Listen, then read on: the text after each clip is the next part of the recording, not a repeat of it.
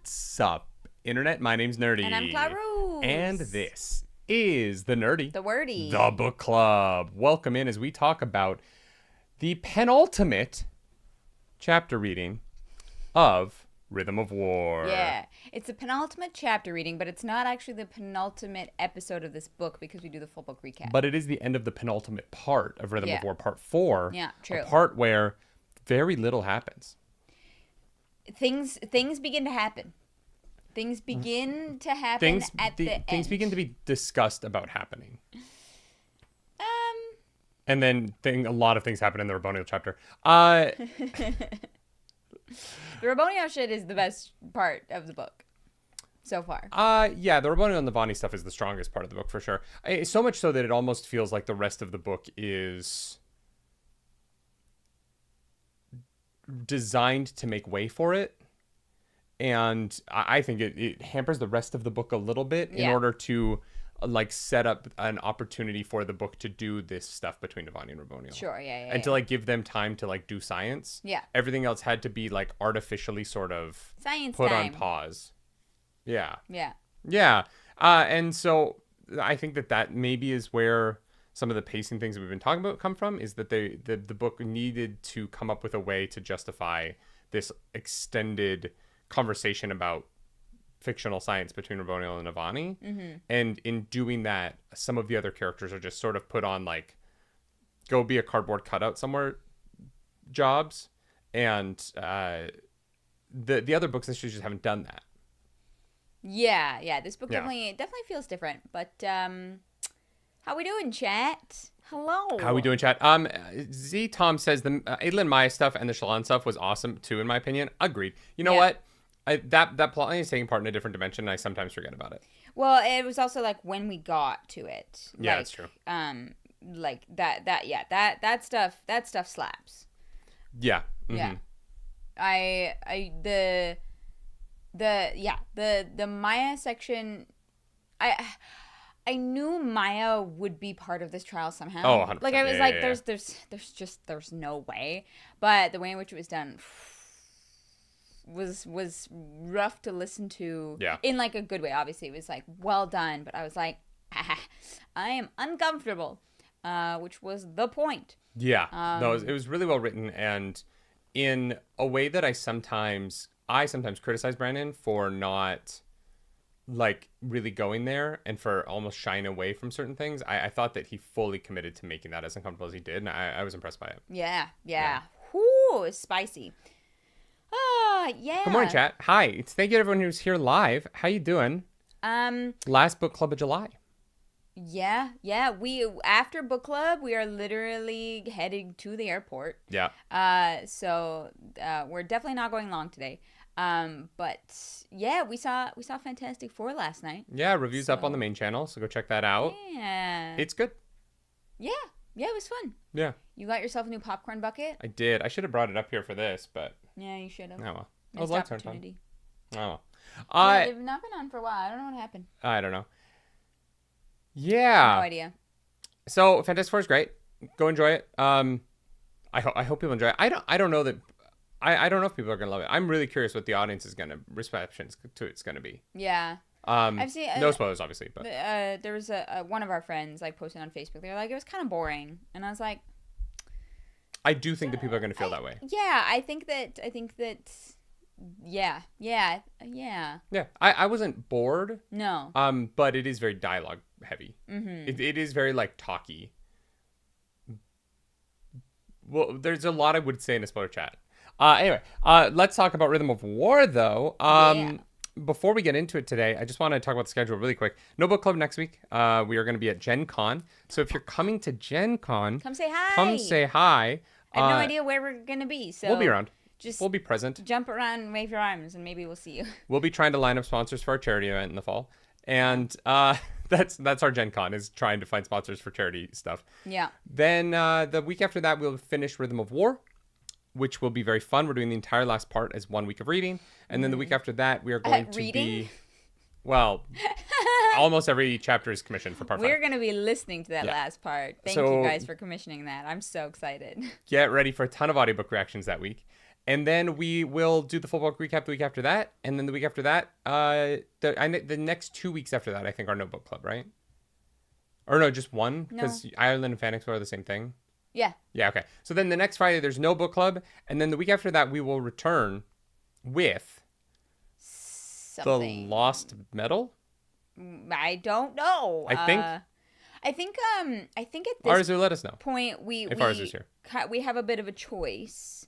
So that's. I don't think we ever have a choice on this show. No. That's not the structure of the show. Other people tell us what to do. I thought Arzu was like there's two different things that you could do, like kind of two ways it could go. Pretty sure Lost Medal is next. Okay. Great. So well then September we'll kick off the Lost Medal. We'll go from there. Right. Just a heads up, chat. We are going to do our best to not allow the move to mess up book club. Mm-hmm. If it does mess up book club, we're very sorry, but there's not a lot we can do. This move is going to be a big one, and everything's going to change for us. Yeah. And we are. I promise you, we're going to do our best. Yeah. But please have some grace and continue to show up after the Rocky scheduling happens. Yeah. We're only slightly losing our minds about it. It's fine. No, we'll be okay, but there is gonna be like a weird in between of like we have to take down this set to set up the new set, but will the new set like be ready and function in time and all of that. Or there might be some like kind of jank book clubs in the new house where it's just like a white wall. Yeah, there might be, and we're just gonna have to accept that. Yes. Yeah, it won't be this beautiful backdrop that I put so much time and work into but before I realized that this house fucking sucks. I'm very It's fine. sad. We only had 2 more new problems this week. Yeah. Yeah. Our front lawn is dead because there's no sprinklers in the front lawn. Mm-hmm. And it's like full direct sunlight the whole day. Yeah. But there are sprinklers on the so we have one of those lawns where there's like a patch of grass and then the sidewalk and then our lawn. And our sprinklers are on that patch of grass in front of the sidewalk, but then nothing else on the rest of the front lawn. But then there's sprinklers in the back. It's very confusing. Like we have a sprinkler system. Yeah. It's very odd. Yeah. We'll probably. I mean, we don't. It's not. We don't own this shit.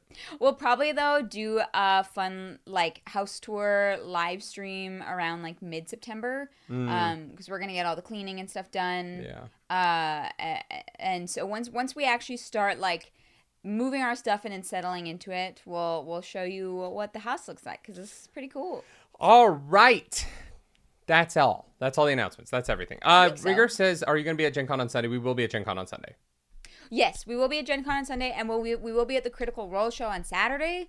So if you're going to be at that show, we'll be around. But yeah, we'll be at Gen Con for the entire weekend. We will be at Critical Role Saturday night. Yeah. With our friends Quincy and Serena. Very excited for that.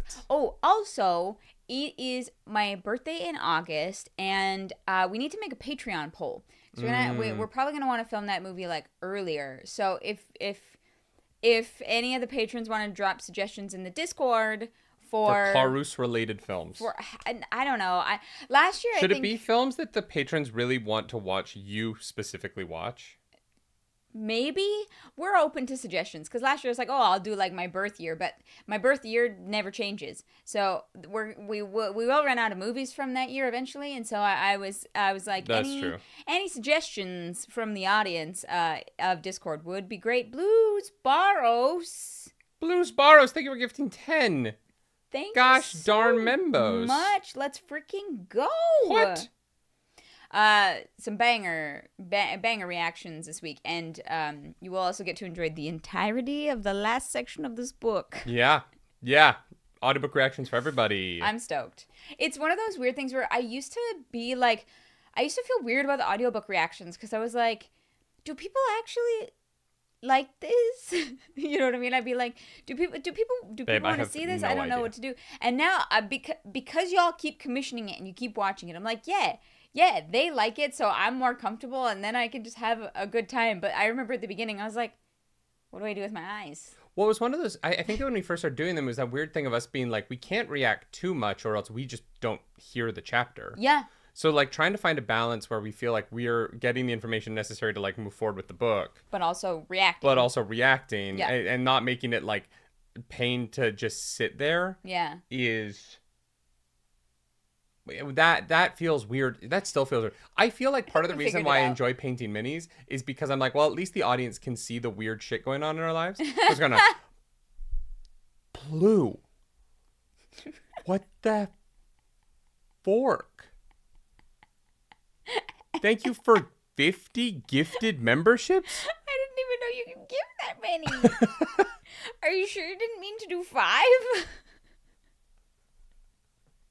Blue was Oh like, well, my they lowered their God. price, so Blue was like, you're going to need some help with the house. there's gonna be some really great chapter reactions next week, chat. Some really great chapter reactions next week for Wow. now 60 new members today. Oh my God. I want these memberships to go to some people who've like just never watched book club. Like YouTube is like accidentally like, okay, well, who do we find to give this to? And they're gonna be like, what is a chapter reaction? Like True Carrion, executive producer Blue strikes again. yes, that is facts. Damn. Thank you, Blue. That is incredibly kind. Thank you which is so much. especially hilarious because you don't read these books, right? No. Blue's popping in on Cosmere shit, just dropping fat stacks and being like, I don't know what's going on. Yeah. I don't know what a rhythm is. I don't know what war is. It never changes. It never changes. Yeah. Yeah. Mm-hmm. Blue, war never changes. Remember that. Damn. Don't forget to read the new names of all the new members. No, we don't do that here. No, because we actually have a hard 'Cause out this is a today. podcast. Okay, chapter 74, 84, Thank 90, you. 64, 34. Thank you, Blue. Thank you, Blue. That's very kind. You are beyond. I don't know. I don't know what to fucking say, man. Thank you. Yeah. Genuinely. Thank Seriously. you. All right. Chapter 84. Navani is working. She works hard for the money. Working for She's the not really weekend. getting paid in this. Working 9 to 5. We worked with them. Huh? Weren't you in Young Canadians that year? When we did When you worked with Dolly Parton? No, Loverboy. I know Working who for the it is. weekend. No. Did you not do the award show that we danced in with him? Oh, the With Corey Monteith? yes, and... yes, it is, yeah. Yeah, we worked with that guy. Yeah. I only remember Corey Monteith. Yeah. No, we danced with the lead singer of Loverboy. Great, yeah. Like Fucking 20... 17 years ago? Yeah. Anyways. Wow. It is wild that is something you and I did together so long, like half our lifetime ago. We like were backup dancers for Loverboy and Corey Monteith on the drums. Yeah. What a time to be alive. Come Mexican, thank you for 5 gifted memberships. Yo, thank you so much. Oh my god, y'all are going crazy today. Yeah, y'all were like, no gray in chat, green only, please and thank you. So Thank basically, you so much. the purpose of this chapter is that Navani is working on her research, and they start to make more warlight. They're doing a lot of experiments on it. And Rabonio brings her some, we learn it's called racium. No, they've called it that a few times before. That's their Aluminum? word for aluminum. Yeah. Oh, okay. Yeah. Yeah, they've said it before. Or sorry, no. What we learn here is that it's what is drawing the stormlight out of the radiance, and so like they have these knives. I didn't pick up on this until much later in the book, but the direction of it, Raucolus is aluminum. No. Wait, what? Yeah, no. Raucolus is aluminum. Racium is the No. You just say stuff and I just agree with you immediately. No, racium is the stuff that draws the power out, right? That's aluminum. Aluminum, like in Mistborn, Okay, well, Chad is saying power. you're wrong.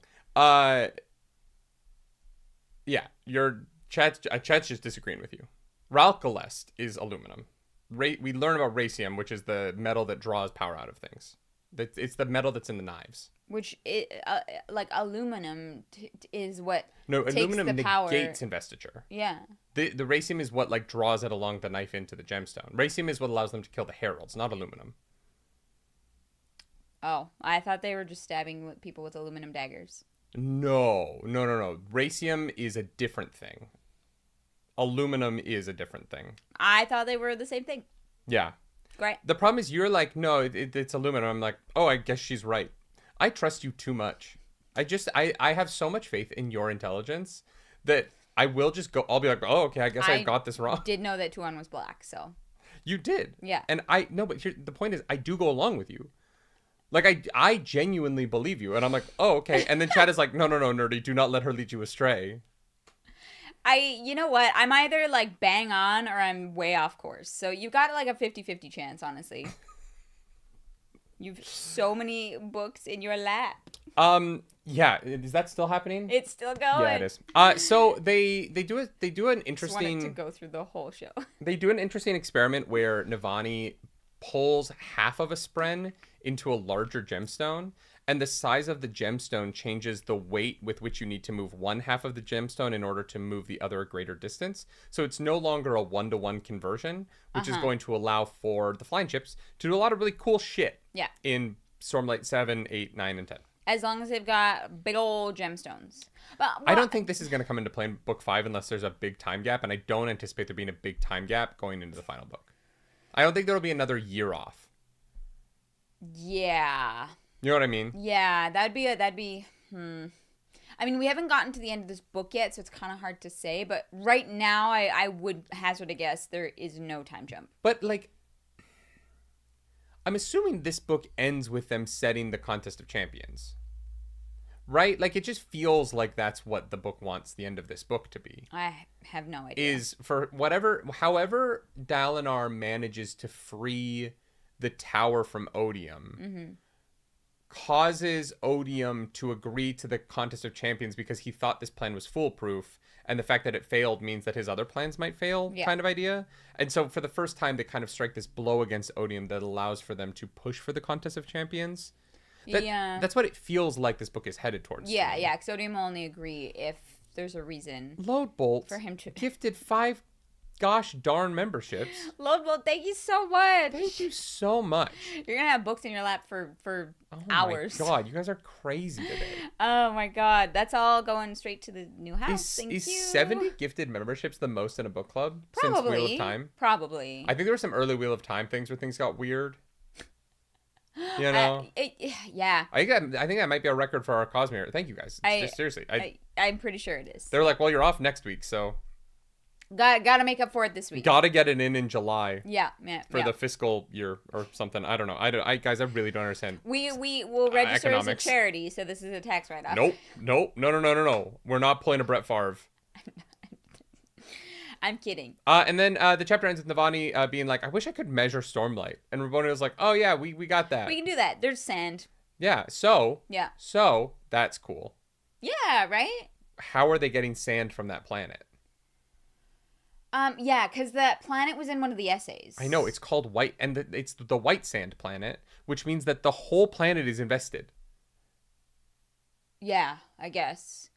Or was at one point, and the... Well, no, because if the investor goes away, because if it gets wet, it goes back to black.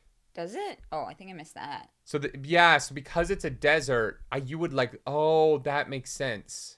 So where you put moisture, it goes back to black. So if you, like, dug deep enough, the sand would turn black, maybe? I would no, it depends on how deep the desert goes. There might not be any moisture, depending on where the desert is, right? Damn. Yeah, but anyway, there's a sand for that. Blues Barrows, shut the front door. Blues Barrows letting 5 more members into this nonsense. Into this absolute nonsense, and more books in your lab. Yeah, I'm just getting attacked. I'm getting absolutely. They just like throwing things at you. Yeah. Instead of like tomatoes, we've got books to throw in your lap. Skipcat says, "What? Did I miss a book?" I don't think... No. This was an essay. It was an essay about a planet called... It's the planet that the woman who writes the essays is from. Oh. And it's like quarantined off or something, right? I can't remember her name. Wait, no. How would it be quarantined off if they're getting sand from it? No, she's not allowed to go back. Taldane is the name of the planet. Okay, thank Yeah, you, chat. that's Thank you, it. chat. And And thank you, Blue Sparrows. so Taldane's a planet, and the woman who writes the essays is not allowed to go there because of something. And There's like they have like a basically like no immigrants right now. Like you can't go in. You like no world hoppers. no, yeah, for some reason. Maybe that has to do with the sand. Is like people just like fucking Keep taking stealing it. it. Yeah. It's like the national parks in the States trying to get people to stop stealing rocks and shit. Yeah, maybe it's something to do with that. Because they're obviously getting the sand from somewhere. Yeah. Like they're getting it somehow. But it also means that despite don't know when this takes place. So despite the fact that odium is contained to the system, Uh-huh. and the fused can't leave, right? Raboniel says that she tried to escape to another system, and her soul is tethered here. Yeah. Someone is working for odium who is able to world hop.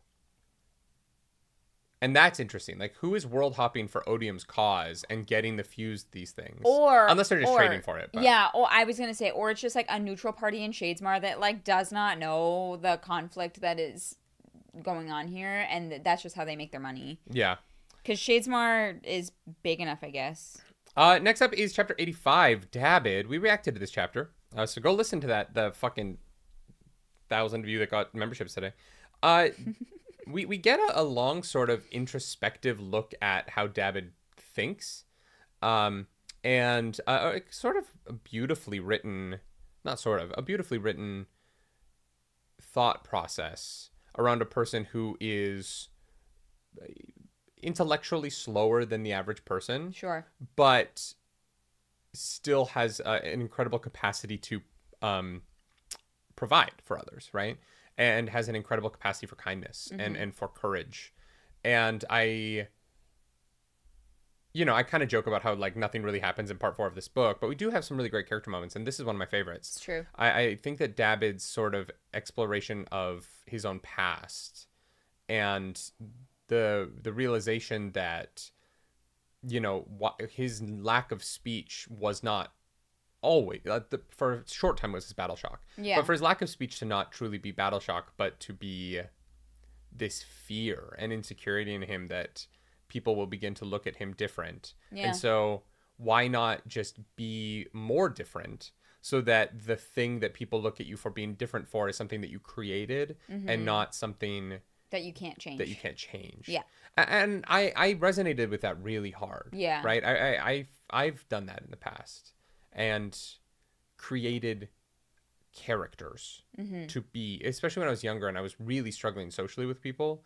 Like there was 2 whole years where I like tried to get people to call me Charmander when I was like very young, because I just like didn't understand why I didn't connect with people well. And I understand the impulse to be like, well, I'm gonna be so different so that you can't hurt me. Yeah. I think you see this a lot in the queer community, right? I think there's a lot of like queer people who are like, oh, you don't like me because I'm gay? All right, well, I'm gonna be the gayest fucking person you've ever met. Yeah. And there's like a pettiness to it. There's this sort of like there can be, yeah. Yeah. And I think that in the New York gay community, like growing up there and going through college there is something about sort of the people who are far more out than I was, kind of having that, being very aggressively over the top about it, and then hitting like 24, 25 and being like, I've been a lot. I don't need to be this all the time. Yeah. I can be a little bit more calm sometimes, and that is also still me. Yeah. And it was kind of funny watching the baby gays find that as they grew up. Yeah. And so I don't know. I found myself really relating to Dabbid in this chapter. I thought Brandon Sanderson evoked a lot of really beautiful story and emotion out of his past without having to like, without feeling like it was just completely irrelevant. Yeah, and like this thinking can be again applied to so many different situations. Yeah. Right. Mm-hmm. I think that most people have altered or enhanced or hidden aspects of themselves because it makes going through life easier. Yeah. right? Yeah, for sure. You can like that. I think applies to a lot of neurodivergent people. I think it applies to a lot of queer people. I think that it probably applies to a lot of very intelligent people. Yeah. As well as like Dabbid, who is it's so interesting that the way Brandon Sanderson talks about like intelligence between Dabbid and Taravangian, of like you just need a little bit extra time. Like you can get to the same place as everybody else, the same answer as everybody else. You just need a minute, or you need a shift in perspective. You need to see things in a different way, which is another kind of touch on neurodivergencies. Yeah. Like, I hated math because I would generally get the answers correct and I would fail all of the showing of the work. Yeah. Because the way in which I was supposed to solve the problem did not make sense to me. But if I had enough time, I could sit there and figure out my own way to get to the answer. Yeah. But then it was meaningless because I didn't show the work that the teacher wanted to see, and I would fail anyways. And it feels very similar to that. Like, that's like a very like specific instance, obviously. Yeah. But again, it is, I think, something that most people reading these books can relate to on some level. And I think that the way that Brandon was able to write it and connect to such a large swath of people on a kind of very specific thing is a testament to his writing. I thought it was so well done. Yeah, it ultimately gets a little sad, right? Yeah. Because the reveal is that Dabbid has been working for the sibling not purely out of the goodness of his heart, even though he has a lot of goodness in his heart, but partially because the sibling has been telling him that once he gets a spren, he'll be fixed. And yeah, because the sibling is, as we know, a little bit naive. Yeah. And also just like Dabbid thinks that there is something that needs to be fixed. Mm-hmm. And it's so fascinating, right? Because in a weird way, like, he has these Bridge 4 people who care about him so deeply. Mm-hmm. And, you know, even though he has sort of found this life where he is loved and he is appreciated and he is needed, he still feels the need to be like other people. And I am not blaming him for that at all. I think that is the most human, like, insecurity. Yeah.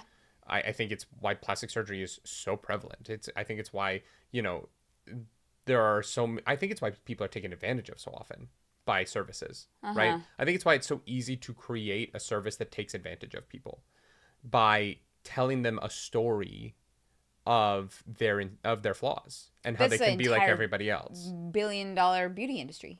Yeah, I there's such a strange thing about humans where, like, we want to be these independent, unique flowers where every one of us is different. And we invent stories about how every snowflake is different, even though they're not, because it makes us feel better about humanity. But then at the end of the day, what we really want is to fit in with each other. What we really want is to have community. Yeah. Because community is like the fucking point of life. Community is the best part of life, right? And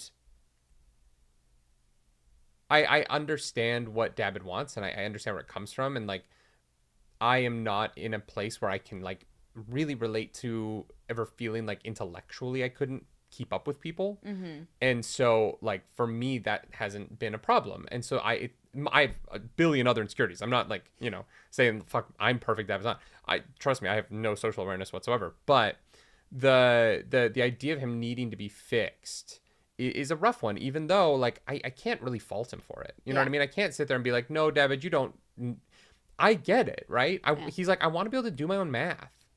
I had a guy, a regular at a restaurant I used to go to, who would always pay in cash, and would make jokes about, don't fuck me. He's like, I can't do math, so you better give me the right change back, and would, like, joke about it because he knew that it was just this thing, and the joke was funny. He was a very charismatic guy, you know, a little bit off to some people, but he and I had a good rapport, and so I kind of became his waiter because some of the other servers found him a little bit difficult.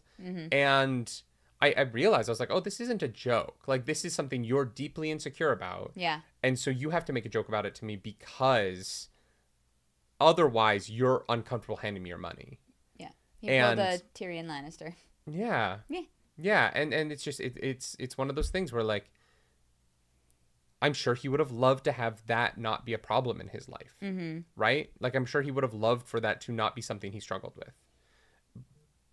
But at the same time, it is who he is. And like there's that weird element that for me I'm like, well no, but it's beautiful that you're different. Yeah.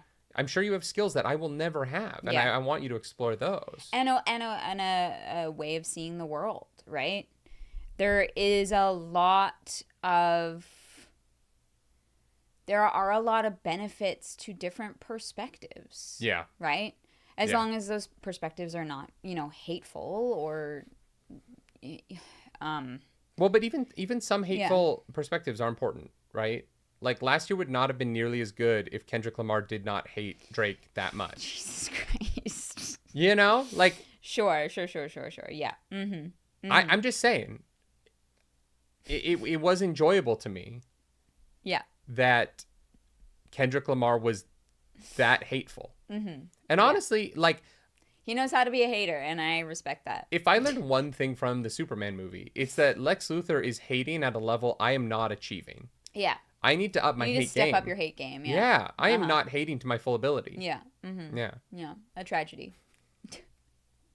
I don't have time to be that kind of a hater. I don't have time to care about people that much. There is a creator who thinks that we hate them. And I'm not going to say names. Yeah. But there's a creator who thinks that we hate them. Mostly because they've done some shit that is deserving. But the reality is, like, it was years ago. And I just don't care. Yeah.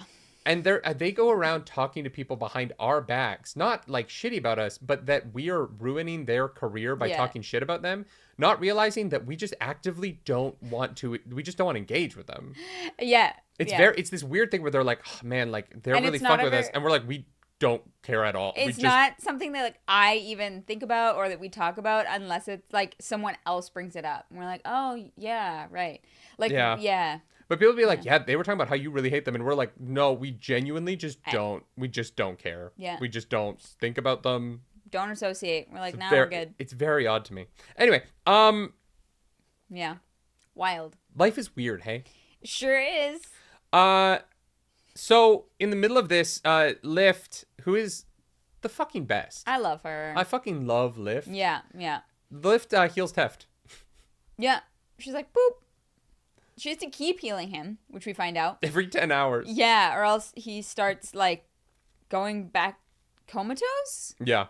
So it is definitely, like, an active effect and not, like, a one-time thing. Yeah. That happened. And Lift also manages to heal Kaladin by consuming all of their food. Yes. Yeah. Yes. Yeah, God. I wish I had Lift's powers. Or if I could just eat all the time, it'd be great. I love that. Yeah, so the boys are up. We cut to chapter 86. There isn't much talking between them. They literally wake up and then end of chapter. So, chapter 86, the Song of Mornings. About a year and a half ago, Venli was doing shit that we are mostly aware of. She is getting them to make... she's secretly getting Denchel to cut stones behind people's backs so that she has gemstones as traps, Bren. Yeah, so that she can turn everybody into storm form. Yeah, and then she and Ash and I have a conversation where Ash and I's like, no gods. Yeah. And then they sing a song together. Yeah, I mean, like, that was... It was better than the last a good moment. Venli chapter. Yeah. Flashback. Yeah, sure was. It was better than the last Venli flashback where literally nothing happened. At least there was a good moment in this. I liked them singing together. Yes. I did enjoy that. It was cute. It was nice. Yeah. But that's about it. Chapter 87. It's one of those weird things where, like, sometimes I'm like, we need to talk about the book. And then we get to things and I'm like, the only thing I have to say is that we're kind of doing the same thing. Mm-hmm. So we shouldn't talk about it. We should move on or else chat's going to be like, yeah, we get it. Yeah. I have a question. Is vacillating, is that the same definition as, like, waffling? Oh. Is that how you would describe that? Because I'd never seen the word before. Yeah, you know what? There is some. Yeah, there's a And I was like, similarity there. vacillating sounds like vascular system, and I was like, Yes. there can't be any. I believe What? that vacillating comes from the idea that your vascular system expands and contracts as like your blood moves through it. Sure. Because right, vacillating is like the root of that is that their heart is based in like your heart pumping, like the ventricles opening and closing, So moving blood around your body. Yeah, no. Yeah, no. I think that vacillating is, in my mind, vacillating is more.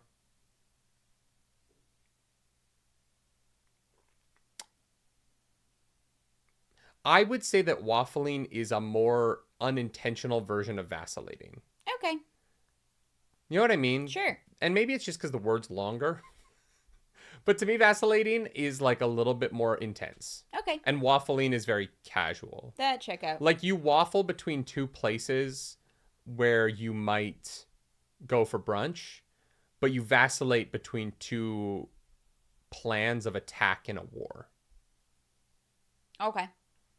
Does that make sense? Sure. Yeah. Yeah. Yeah. As long as I was on the right track, because I was like, I think in the context of this sentence, that's what it means. But I know I'm completely wrong. Wanted to check in. No, it was like someone said it's what. No, to vacillate literally means, I'm completely wrong. So apparently vacillate means to sway, stagger, or move unsteadily. So it's a physical thing. Well, this is definitely not a physical thing in this context. So what's the context? It's the epigraph. Maybe if I remembered my life, I'd be capable of being confident like I was. Maybe I'd stop vacillating when even the most simple of decisions is presented to me. I definitely don't think that that's a physical manifestation. Yeah, no, you're right. But I think that the original, what I'm getting from Talon Rommel, thank you Talon Rommel for this, is that the etymology came from physical, and that was in like the 1590s, and now we use it to mean hesitant. Yeah. Okay. I am not gonna lie, I definitely thought that vacillating came from like the vascular system as well. So that was just my assumption. It sounded also L brings up oscillating. That's also what it sounded like to me, and I was like, yeah. I felt like from the sentence I was able to at least get enough context, but I wanted to ask chat. All right, chapter 75, The Middle Step. 75? 87? I scrolled back in my notes. Yeah, no. We are at Trial by Witness. Trial by Witness. Yeah.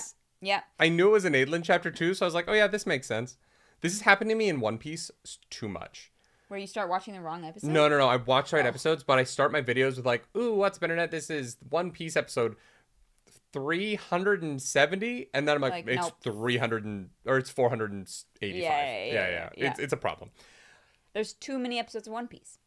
Adolin is getting to the trial, and they discuss the terms. And this is going to be the roughest day for Adolin. And yeah, right. Yeah. Sure, bud. Sure, bud. This is the easiest day by far. And so they bring out some witnesses. The Spren who takes care of the Deadeyes. Amuna. Yeah. She brings out 2 of them, and is like, this is the thing that killed them. What you want us to do is the thing that killed these Spren. How dare you? And Amuna is right. Sorry, my nose is like very itchy. Give me a second. I mean, we're live. There's literally nothing I can do. You're on camera. Just keep talking. All right. Amuna is right. Okay. The bond is bad, and Spren should not do it. Well, yeah. I mean, honestly, we learned that bond is pretty thin. Yeah, the bond ain't great. And the Spren would be better off not being bonded. They need better bonds, you know? Well, and we'll get to it. But yeah, so we get Amuna first. Second up is Blended. No, wait. No, she brings up that they'd be better off bonding with the Fused. And Adolin's like, wait, what? But that's not... So one of the ways in which this trial could have been more fun is if Adolin was more intelligent. Because he doesn't ever really defend himself well. Yeah. But bonding with, or being on the side of Odium does not mean bonding singers.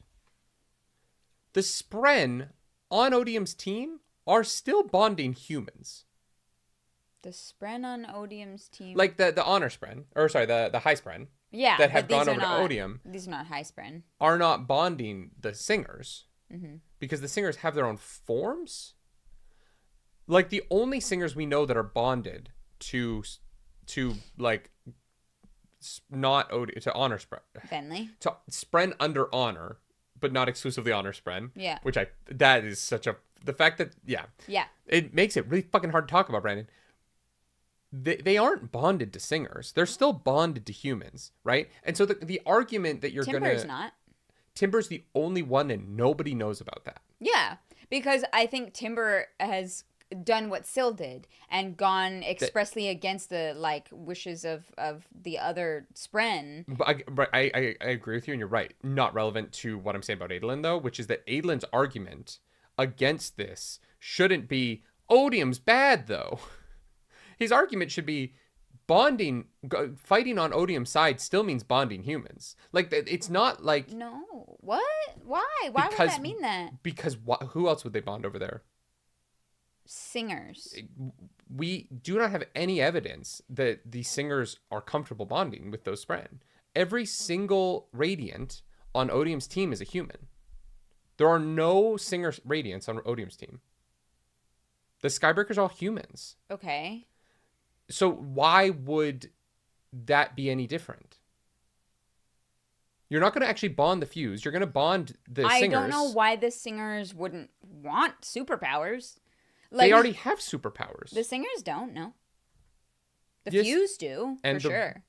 Well, but their Stormforms aren't all fused. They shoot lightning out of their hands. That's a fucking superpower. No, there are the normal singers that just woke up in places are kind of just average people. Nope. Yeah. No, the Stormforms aren't all fused. I'm not talking about the Stormforms. I'm talking about the singers. Yeah, who do you think becomes Stormforms? The listeners. No, the listeners are all dead. Yeah, they became Stormform and died. But the singers woke up. They were Parshmen around the world. Yes. And then woke up, and they're not... And then they took Stormform. And they became not all of them. No, they became a bunch of different forms. Uh-huh. So why wouldn't they want Radiant powers? Because they can have Odium powers. Okay, I don't follow. Well, like... Sorry, I'm very confused. There is no evidence to suggest that any singer on Team Odium's side is comfortable having two Spren in their gemstones. I mean, okay. I don't know if many of them have been given the choice. Regardless of what you think of that, that's the argument that Adolin could be making that would be stronger than kind of not making an argument at all is if you go to Odium, you're still bonding humans. Look at what the Skybreakers are doing. The Radiants on Odium's team. But only the Skybreakers are humans. You would need to find humans who are also willing to be on Odium's team. There's thousands of them. The Where? entire army of Yakaved is on Odium's team. They don't know they're not. They don't know that they are. They know they were saved by Taravangian. They are not on Odium's team. There are a few people at the top who are privy to Taravangian's plans, who knew what was going on, and he saved them. But the people of Yakaved have no idea what Taravangian has done for them. I think that they are now stuck with Odium. I don't think they have a choice at this point. Look, all I'm saying is, regardless of your pushbacks, which are like, sure, based on the knowledge we have in the book, you can say those things. I'm trying to set up that, like, Adolin could have pushed back and didn't. He didn't even try, really. But you're saying his pushback is that they would still be bonding humans, and I just don't think that the only evidence thing they have evidence that. of. There is no evidence of any Singer radiance. There just isn't. That doesn't exist. We know that because of the one secret one.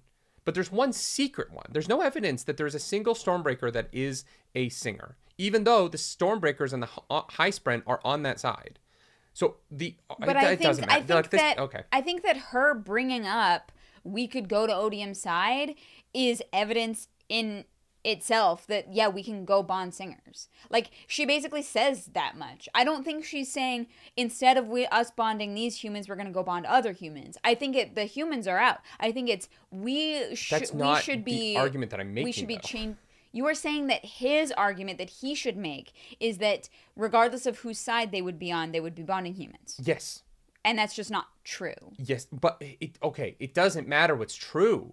It matters what you can convince them of. It matters what you can make them scared of. He's not a scientist trying to present a paper. He is trying to present a legal argument for why it would be bad for them to go to the other side. But I think if the Spren comes to you saying that this is possible, and you as a human be like, well, actually it's not, you put yourself in a weaker position because you just don't know these things. The Spren know these things better than you. Do they? I mean, I would imagine. The Spren don't know shit. Maybe. No, they don't. They actively don't know their own history. Why would you assume that the Spren know anything? We are told in this section that there is a section of Spren. There is a group of Spren. There's a lot of Spren who are considering going to Odium's side. Yeah, because they think he's going to win the war. Or I thought it was because they don't want to bond humans.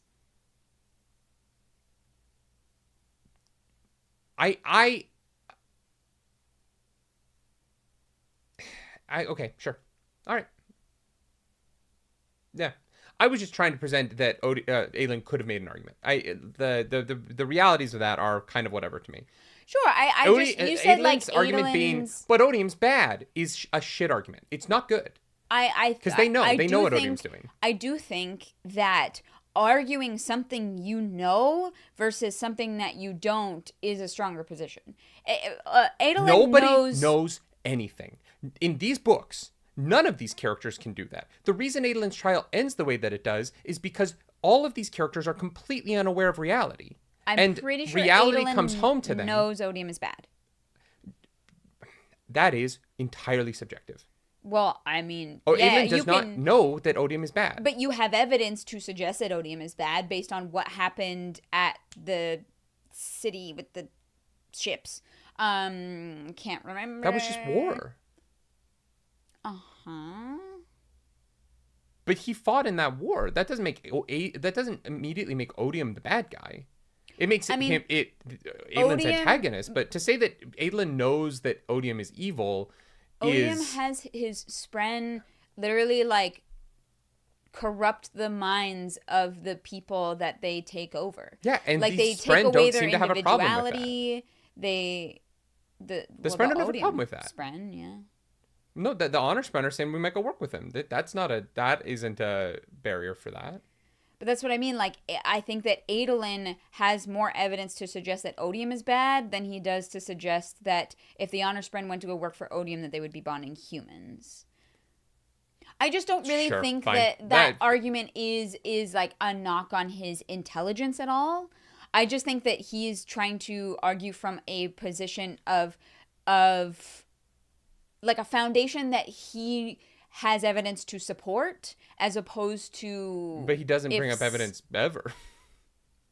He speaks very emotionally. He makes like emotional pleas, but he doesn't have any evidence of anything, right? It's why like Adolin is very lucky that Maya shows up and saves him. She doesn't show up, to be fair. She is but that she does save him because he doesn't really make any sort of argument. He doesn't, like, across all 3 days. Yeah. Adolin is an emotionally, like, available and, like, fulfilled man in a way that allows for him to make pleas to them that are well said and beautiful, but he doesn't really make any sort of argument of the validity of anything. No, he doesn't make any attempt to sway them with any sort of evidence ever. There was no way he was winning this trial, and everybody knew it, and Maya was literally the only thing that could have made a difference, and she did, thankfully. She was brought here because the fucking the one Spren fucker thought he knew what he was doing. Can't remember his name. But yeah, no, there was no way that Adolin was winning this on his own merit, right? Yeah. Well, it's the problem of like the problem with the whole trial, and the reason why it ends the way that it ends, is that it's just two sides throwing shit at each other because they don't know anything. And also, like they don't have any facts. Planting the audience, right? That doesn't matter though at all. Well, like, it does. No, because that's just an emotional argument on the other side. It no. legitimately doesn't matter because the person in the audience also has no clue what the fuck's going on. No, if you have an audience that is comprised of people who have opinions one way or the other, then Adolin will get questions from all sides and all perspectives. But if the audience is seated against you and they're only like trying to undermine your argument, you're just in a far worse position, right? Because we know that that doesn't matter at all in this case. This entire case comes down to they spend 3 days arguing because about shit that they just don't know about, and then Maya comes in and is like, "This is what happened," and they're like, "Oh shit, this trial was stupid." This is a trial where like you go through 6 weeks of testimony about how this guy definitely killed his wife, and then on the final day his wife walks in and is like, "Oh, I'm not dead," and you're like, "Oh well, this was dumb." The trial being rigged against Adolin doesn't matter. Like, none of this actually matters ultimately, because the end of the trial is information about the only information that actually matters, so the whole trial is dropped, and everyone just kind of goes, well, we shouldn't have been doing this in the first place because the thing he was on trial for didn't happen. I think it matters. I think it does matter, and I think that it matters because there already are Spren in the city who are willing to bond humans, who are like, maybe we shouldn't be sitting on our asses here and maybe we should give them a chance, right? But they're being overshadowed by the Spren who were who saw all their friends die, right? Yep. Like they're basically locked in the city. I'm sure they don't want to be. They're kind of being held against their will, right? The fact that there are Spren that are kind of already on Adolin's side is like a big boon, whether or not he won or lost the trial. If he lost the trial, okay, and got locked away, you would still have Spren who would see this as an injustice and want to go bond people. And then but the city would probably be locked up and they wouldn't be able to. But if Adolin wins, which he does, if Adolin wins and there are no Spren who actually want to go bond humans, your point is kind of moot, right? Adolin shows up and is like, please Adolin help us, didn't please. Win. Yeah, he did. No, he didn't. He didn't win the trial. The trial becomes invalidated by the information. Okay, and therefore Adolin is not punished. But the fact that there are Spren in the city who already are on Adolin's side and are being swayed to Adolin's side are actually what is more important, because no one is going to force the Spren to bond people. You can't do that. I don't think the book kind of establishes that the High Judge can do that, but can force people to bond. Apparently, Kalek can tell them to go do it. I think it's more that he can allow for it to be a possibility, whereas right now they're all locked in the gates. Sure. Right. I think that it is very, very, very important that there are Spren who are willing to bond. Because even if the gates are opened and it's like, okay, well, you can go free and people can now come and go through lasting integrity, you still need Spren that want to bond, that are willing to bond, that are going to go and make that happen. Why do you think the end of this trial is that Spren are more likely to bond? Because they've just watched this human exemplify honor in a way that they might find inspiring.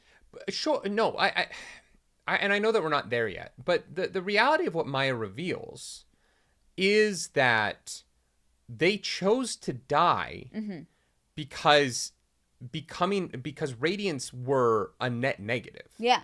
So why do you think that the reveal at the end of the trial, being that that all of the Radiant Spren and the Recreants collectively agreed that they had to sacrifice themselves for this to not exist anymore, would make modern Radiant Spren go, you know what we should do? Without information, definitely recreate the thing that they all died to prevent. because they have the choice, right? They were scared to bond people because they thought that they got murdered if the human, like, they were like, oh yeah, all the humans broke their bond and like murdered us, but that's not what happened. It Sure, came down to a choice of the Spren. The implications of the Spren's choice and then the choice of the Spren and the humans at the time implies that they need to really interrogate what it means to become Radiance. Because if all this has done is say that it doesn't, because Adolin's goal was to show up to this trial, right?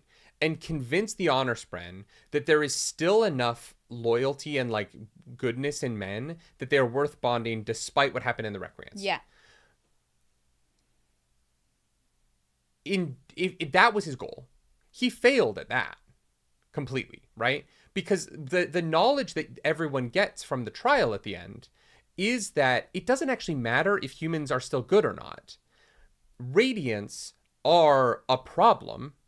A problem big enough that all of the Radiant Spren at the time killed themselves for them to not exist anymore. Well, didn't know that they were killing themselves. And yeah. It doesn't matter if humans are good or not in the present day. Once the modern day humans find out whatever the thing is that caused them all to kill themselves back then, all of the Radiants that go bond humans now are going to probably make that same choice.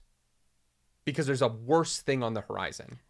And so, like, Adolin's goal of saying, like, we're still worth bonding, so you should come bond us, is irrelevant to the end of the trial, because the end of the trial is actually, if you go bond humans, regardless of whether that human is the best motherfucker on the planet, the chances are you're still going to die. Yeah, and you're going to choose it. I think that is going to come down to what Maya is able to reveal about the choice that they made and why they made it. Because right now we just don't have that information. Sure. I just think that the reality of the trial is less so about Adolin doesn't convince them that Honor's still alive, or we'll get to Notam's amazing moment because it is great. We're just kind of arguing the fucking semantics of this, but like to me, like Adolin does not win this trial. The way in which all of these characters understand the world fundamentally shifts, but it doesn't shift towards what Adolin's goals were. It shifts towards we need to do a lot more investigative work on why they did that. Yeah. And honestly, they should stop bonding Spren until they figure it out. Well, and if they would have done the same thing if they knew they would have died, right? Would they have still made that choice, this sacrifice, if they had known it would meant death? Because they didn't know. They say expressly, Maya says they knew it would hurt. They didn't know they would die. And so would the choice have been different if they'd had that information, right? And so therefore, moving forward, we just need the context of why they made this choice. So, I mean, yeah, they probably should be like, whoa, guys, pause. No, all right, we need to figure this out. They should put a pause on bonding Radiance. I just don't think they can communicate that far. Like, there's Spren everywhere and that kind of just do their own thing. No, I know. And I know I'm saying within Lasting Integrity. Like, if I was the leadership of Lasting Integrity, the way I would hear this news is not, oh, okay, let's go bond. Adolin's a great guy. Let's go bond humans. Yeah. I'd be like, whoa. Be like, so Maya, so we need to spend some time making sure that we're not just setting ourselves up to die so that we don't kill the planet. Yeah. Like, because what was this sacrifice and why did you make it? Because that would be my first assumption getting out of this. Yeah. Not that Adolin's great. Adolin's great. I buy that. He's my favorite character in the book, right? Like, I'm on board with that. But the reality of the information at the end of the trial is not that Adolin wins. Because his goal of convincing them that humans still have honor, even though honor is dead, on a global scale, isn't what wins the day. That's exactly, but he does prove his point that humans are honorable because the humans did not murder their Spren. The Spren chose to make their own decision. So he actually does walk out of this, like, having achieved you're right. No, you are right about that. Yeah. That he walked in to make. It just isn't. It ultimately does it help his case because of the information revealed? Perhaps not. His case that they should bond people. Because we don't know why what happened. But his point that people are honorable and are deserving is I think, pretty strong after this. Sorry, Arzu, we missed your super chat. Thank you for that super chat. The super chat. I love that this is the first time we see the human help and support a hurt Spren as opposed to a Spren holding up a traumatized human, for sure. Adolin support of Maya always makes me happy cry. Yeah, that chapter is incredible. I love the Adolin Maya stuff, and that's why, obviously, I think it was pretty well built up that that this trial would come down to Maya, in all honesty. But I love the time that we spent with them together, and like, this section was so harrowing to read because of how Maya reacted and how it was hurting Adolin, and even the Spren in the audience are like very uncomfortable. But this old fucking Spren, it like is so crotchety that he's like willing to cause Maya pain just to make his point. Let's get to that when we get to that, though, because we're still at Notum. We're still at day one. Day one, we've kind of talked through this, but Notum steps up. He's basically been paid off to fuck with the trial by getting his being expelled lifted so that he can return to lasting integrity in order to lie. And he steps up, and of course he's an honor spren, so he can't lie. I wonder if they can. This was very dishonorable to me, and I understand the whole like honor is what you say it is argument. I was very surprised by this move just because it felt. I mean, he let Syl go. No. That was honorable though. Yeah, and I think this move by the council of the honor spren who approved this. They're one of the problems I have with the bond now between honor spren is that if you have to be honorable, but the honor spren doesn't, I don't know what that means. I don't know what the plinko of that is. But I think that the honor spren's sense of honor develops with what your sense of honor is, because Syl did not have a sense of honor before bonding Kaladin because she had no sense of self. That's fair. Yeah, I don't love the idea that the spren. There is a weird element of the like spren communities where they're like sentient and independent, but they need to become like they are improved by bonding humans is a weird sort of thing to me. It is interesting that the spren are susceptible to the same failings that humans are. Right? It's like the old guy that lives in fear. Yeah. Is the spren who like collects position at the end, right? Yeah. He is the old spren who has been so kind of warped by the fear of what happened that he's willing to go to any lengths to prevent it from happening again, which some might see as honorable. But I think that is a failing that a human would have, and therefore a failing that a spren would have. I think one of the things I wish I'd gotten out of this plot line before this would have been a little bit more time with Adolin and Shalan living in lasting integrity and explaining to me like what these spren's lives are like.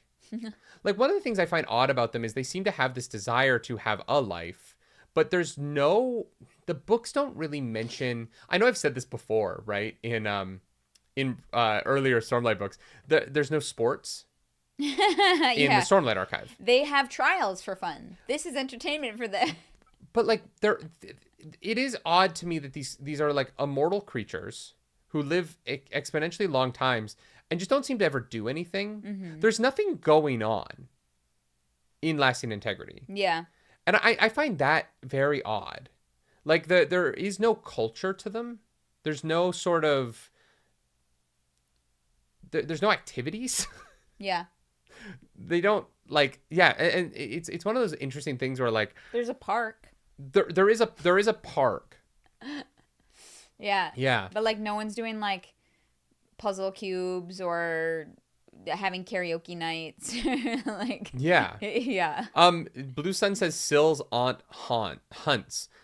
Yeah, but they're not allowed to leave Last Integrity, so they're not hunting right now. Yeah, true. Unless they're hunting within their city, which seems insane. But which is fine. It's just we've spent a lot of time in Shadesmar with like people who live here and are like hundreds of years old. And yet it just one of the things that seems a little bit flimsy about Shadesmar to me right now is that despite all the time we spent here, it doesn't seem like they do anything. It just doesn't seem like Shadesmar has any sort of like, why aren't the honors, why isn't there theater and like the sort of trappings of culture, especially because you're mortal, like the things that you could explore. It is odd to me that Shadesmar is so empty of like life. Interesting. Even though these characters, when we zoom in on characters, they seem to have inner life, like they seem to have personalities and they have relationships. But I don't know how they develop relationships. Like I don't know, do they go to bars? Like, and look, I'm not saying that it's I'm not saying that it devalues the book or anything. Like it doesn't matter, I guess. But it is just we've spent so much time in Shadesmar at this point, and we've met so many of these Spren, and they don't seem to like do anything. Wendell collected chairs. Yeah, I guess he collected chairs for hundreds of years. Like, yeah, it's odd to me. It's a little odd to me that we've spent so much time in this place with these characters, and it just doesn't seem like there's anything going on. Yeah, except trade. Like, it seems like all they do is trade. And I just can't imagine that that's a very fulfilling life. Like, one of the things I find fascinating about Spren is that they don't seem to have any concept of, like, the banality of immortality. You know, when we talk about immortality in humanity and, like, vampires and things like that, there's a point where humans are like, I'm good to go. Like, I've kind of done everything. I don't need to kind of just exist. Yeah. That's missing from Spren. They don't have that. They're comfortable just existing. Yeah. But what is the value of their life to them? Mm-hmm. Like what do they get out of it? Is something I'm curious about, and I don't feel like these books have ever even attempted to answer. Yeah. Yeah. Yeah. No, it is interesting. Lightblind and Fool says they also have art, like the painting Kaladin bought. That painting didn't come from Shadesmar though, right? Wasn't that painting from I thought Malthus? It was from a different world. He didn't buy it. He saw it. Sorry, saw it. Yeah. Right? That painting is because we were like, oh, that's a painting from Warbreaker, probably. Like, yeah. Adana says your problem is you're judging Spren by human standards, nerdy. Yeah, but the Spren but they're created by human. Like, yeah, we've been told that the Spren exist because it's how humans perceive the world. Yeah. Therefore, they would be very human-like. Well, or even though, and like, maybe these Spren and Lasting Integrity have been locked away for so long and separated from humans for so long that they're kind of in a limbo almost. But yeah, I do think that the Spren are more human like because they are humans' personification of things and ideas and. Well, but and even the some of them would have come from the singers, right? Like the Spren predate the humans coming over from Braze. Yeah. But the singers also have art form. Like the singers have songs. The singers have sort of culture. Where are the music Spren? But actually, though, right? Like where is the? It is so fascinating to me to spend so much time talking about Spren's death without ever getting into what is the point of a Spren's life. Yeah. Because what is the value of a Spren dying to them if they just sort of exist? Yeah. Like, what if all of these Spren had, like, lived for so long, but they're like, I'm good. I would kind of love, not actually, like, I don't know that I actually love it, but, like, the idea of it's fun to me, of a Spren that is like, oh, man, you gotta break the bond, man. I am so old. I don't want to do this anymore. I'm real tired. Just cheat on your wife. Like, you know what I mean? Like, because you can have a lot of comedy of, like, the Spren who's like, I'm too old for this. I don't want to go to war again. Can you just break the bond? Find another Spren? Like, there's something there. In a dark way, that is kind of Raboniel. Raboniel's like, please, for the love of God, end this war. I don't want to be reborn again.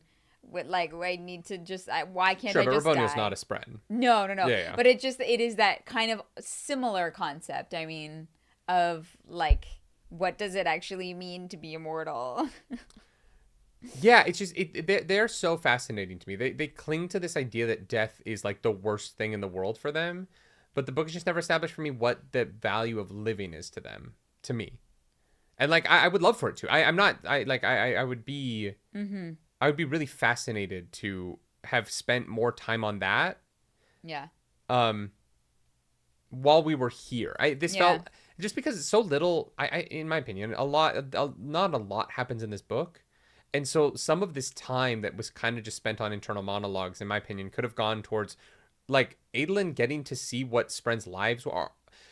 The trial would hit harder for humans. me. Yeah. Well, the trial would hit harder for me if their arguments about living were backed up by Adolin having seen how beautiful their lives are. Right. Right? Like, if you get to the point where they're like, we don't want to die. And he's like, well, of course you don't want to die. You have this, like, beautiful life here where, like, there's community and relationships and there's all of these things. And instead, the book is so, like, internally focused on Shalan and Adolin's, like, internal monologue every time we're with them that we don't really meet or get to know the honor sprint, so that when they're saying we don't want to die, it comes kind of from these like voices in the crowd who don't mean anything to me. Like, they're not characters that we've come to like meet. They're not people. The three witnesses are interesting because we've met them, but even then, like, I don't really know what Notam's like goals in life are. I don't know what Blended wants out of life, right? Like, I don't really know them in any real way. And yeah, it's just fascinating. I hadn't really thought about it until now. But. Yeah. Joshua says she basically is a Spren at this point, I believe, referring to Raboniel. And it is kind of true. And we know that. I mean, yes and no. Well, we've been told that the heralds are now almost more Spren-like than they are human-like. I don't agree with that. You disagree with the book? Yeah. Oh. I think that using the concept of immortality to say that they're like Spren is cop out on their humanity, and that they are far more varied in their desires and insecurities than the Spren are. Hear me out. Spren exists because it's how people view the world. If you have lived for so long and you have so many stories about you, you have all this art about you, you have all these misconceptions about you, you have all of these ideals that people hold you to, even though they don't know you, they've never met you. You are a celebrity of like 10,000 years. Yeah. Then wouldn't that collective human consciousness like basically make you a Spren? Because that's how the Spren are created. That's how they are that's how they exist in this world, is through human consciousness. It makes complete sense to me that the humans, like, because of how they view the heralds, has what turned them into Spren, because that longevity, that immortality, that personification of what you think that the heralds are based on what you've heard from people. I understand what you're saying, but the reality is that all of that goes into the mask that is not the heralds, right? That's why they're so flawed now. But they are, who they are is not how the world sees them. And that's important to them, right? Like, that is an important reality. It's the same thing with every celebrity. People think that they have this view of Tom Cruise, but if you meet Tom Cruise, he is far more varied than the celebrity mask that everyone puts on him actually is. If you can get, I shouldn't use Tom Cruise because I've never actually met him, but like, I was having a conversation with Amy Adams years ago on the set of this movie, this independent film, and we were having a really chill and funny conversation about musical theater because she was about to play Cinderella in Shakespeare in the Park. She was not the person that we built her up to be. Mm-hmm. She was very like giggly and like excitable in a way that I think that I did not expect, because so many of her characters are so kind of these like stoic, sort of like very like That's so interesting. When I think of Amy Adams, I think of Enchanted. Sure, but I thought Enchanted was because like Arrival, you know, you look at those films like Man of Steel, her Lois Lane, a lot of very serious, like very well played. She's an incredible actress, right? I thought Enchanted was more of a character she put on, and I actually think she leans more of that character than the majority of the rest of her filmography. Mm-hmm. Just because people create a vision of somebody does not mean that you become that. I think that you can lean into it, and I think that some of the heralds do at times. But I think that the thing that makes them different from Spren is that the thing that they can lean into, that vision that people have from them, is not who they are, and that they can lean away from that and they can run away from that in a way that Spren never can. Well, they are different from Spren. I'm not saying that they are like now exclusively Spren. But I'd say the perspective of the book that says like they're more Spren than human at this point is coming from someone who is looking at the heralds as the heralds and not seeing them for their individuality. And I think that coming to realize that the heralds are much more individual than the book wants to say in that moment is going to be a part of how we get to the end of book 5. I think that like really examining the fact that they are separate people is going to be important to the series moving forward, and that I think it is a misdirection in the book to try and lump them into the heralds as like another kind of Spren, when they are in fact just 10 different people who have been changed by immortality for sure, but are not ideals in the way that people want them to be ideals. Like, and I think that Jasna's already kind of having that broken down for her, right? I think that she's kind of realizing that the two Spren that she's talking to all the time are not ideals in the way that they're built up to be by people's perception of them. The two heralds. Yes. Right? They are not these like unyielding concepts in the way that they're portrayed in the art and they're portrayed in I think that people view them as Spren more than they actually behave as Spren, because they are all very flawed, and they don't live up to the thing that people think they're going to be very often. That isn't really the story that we've been told so far. They oftentimes are very opposite to what people think they are, and every time someone meets one of them, they're like, really? Yeah, but every Spren we've met is unique and individual in the same way that the heralds are. Pattern is very different from Syl. Syl is very different from Nodum. Nodum is very different from the Stormfather. Like, I think I actually don't think Nodum and the Stormfather are that different, but I think those two are just weirdly similar. But I think that like Blended is different from fucking Jasna's Spren. Like, I do think that the Spren are also individual in the same way that the heralds are. Because they don't all share a personality. They don't all share a way of thinking. That's why the Honor Spren are divided on the issue that they're here for the trial for. Like,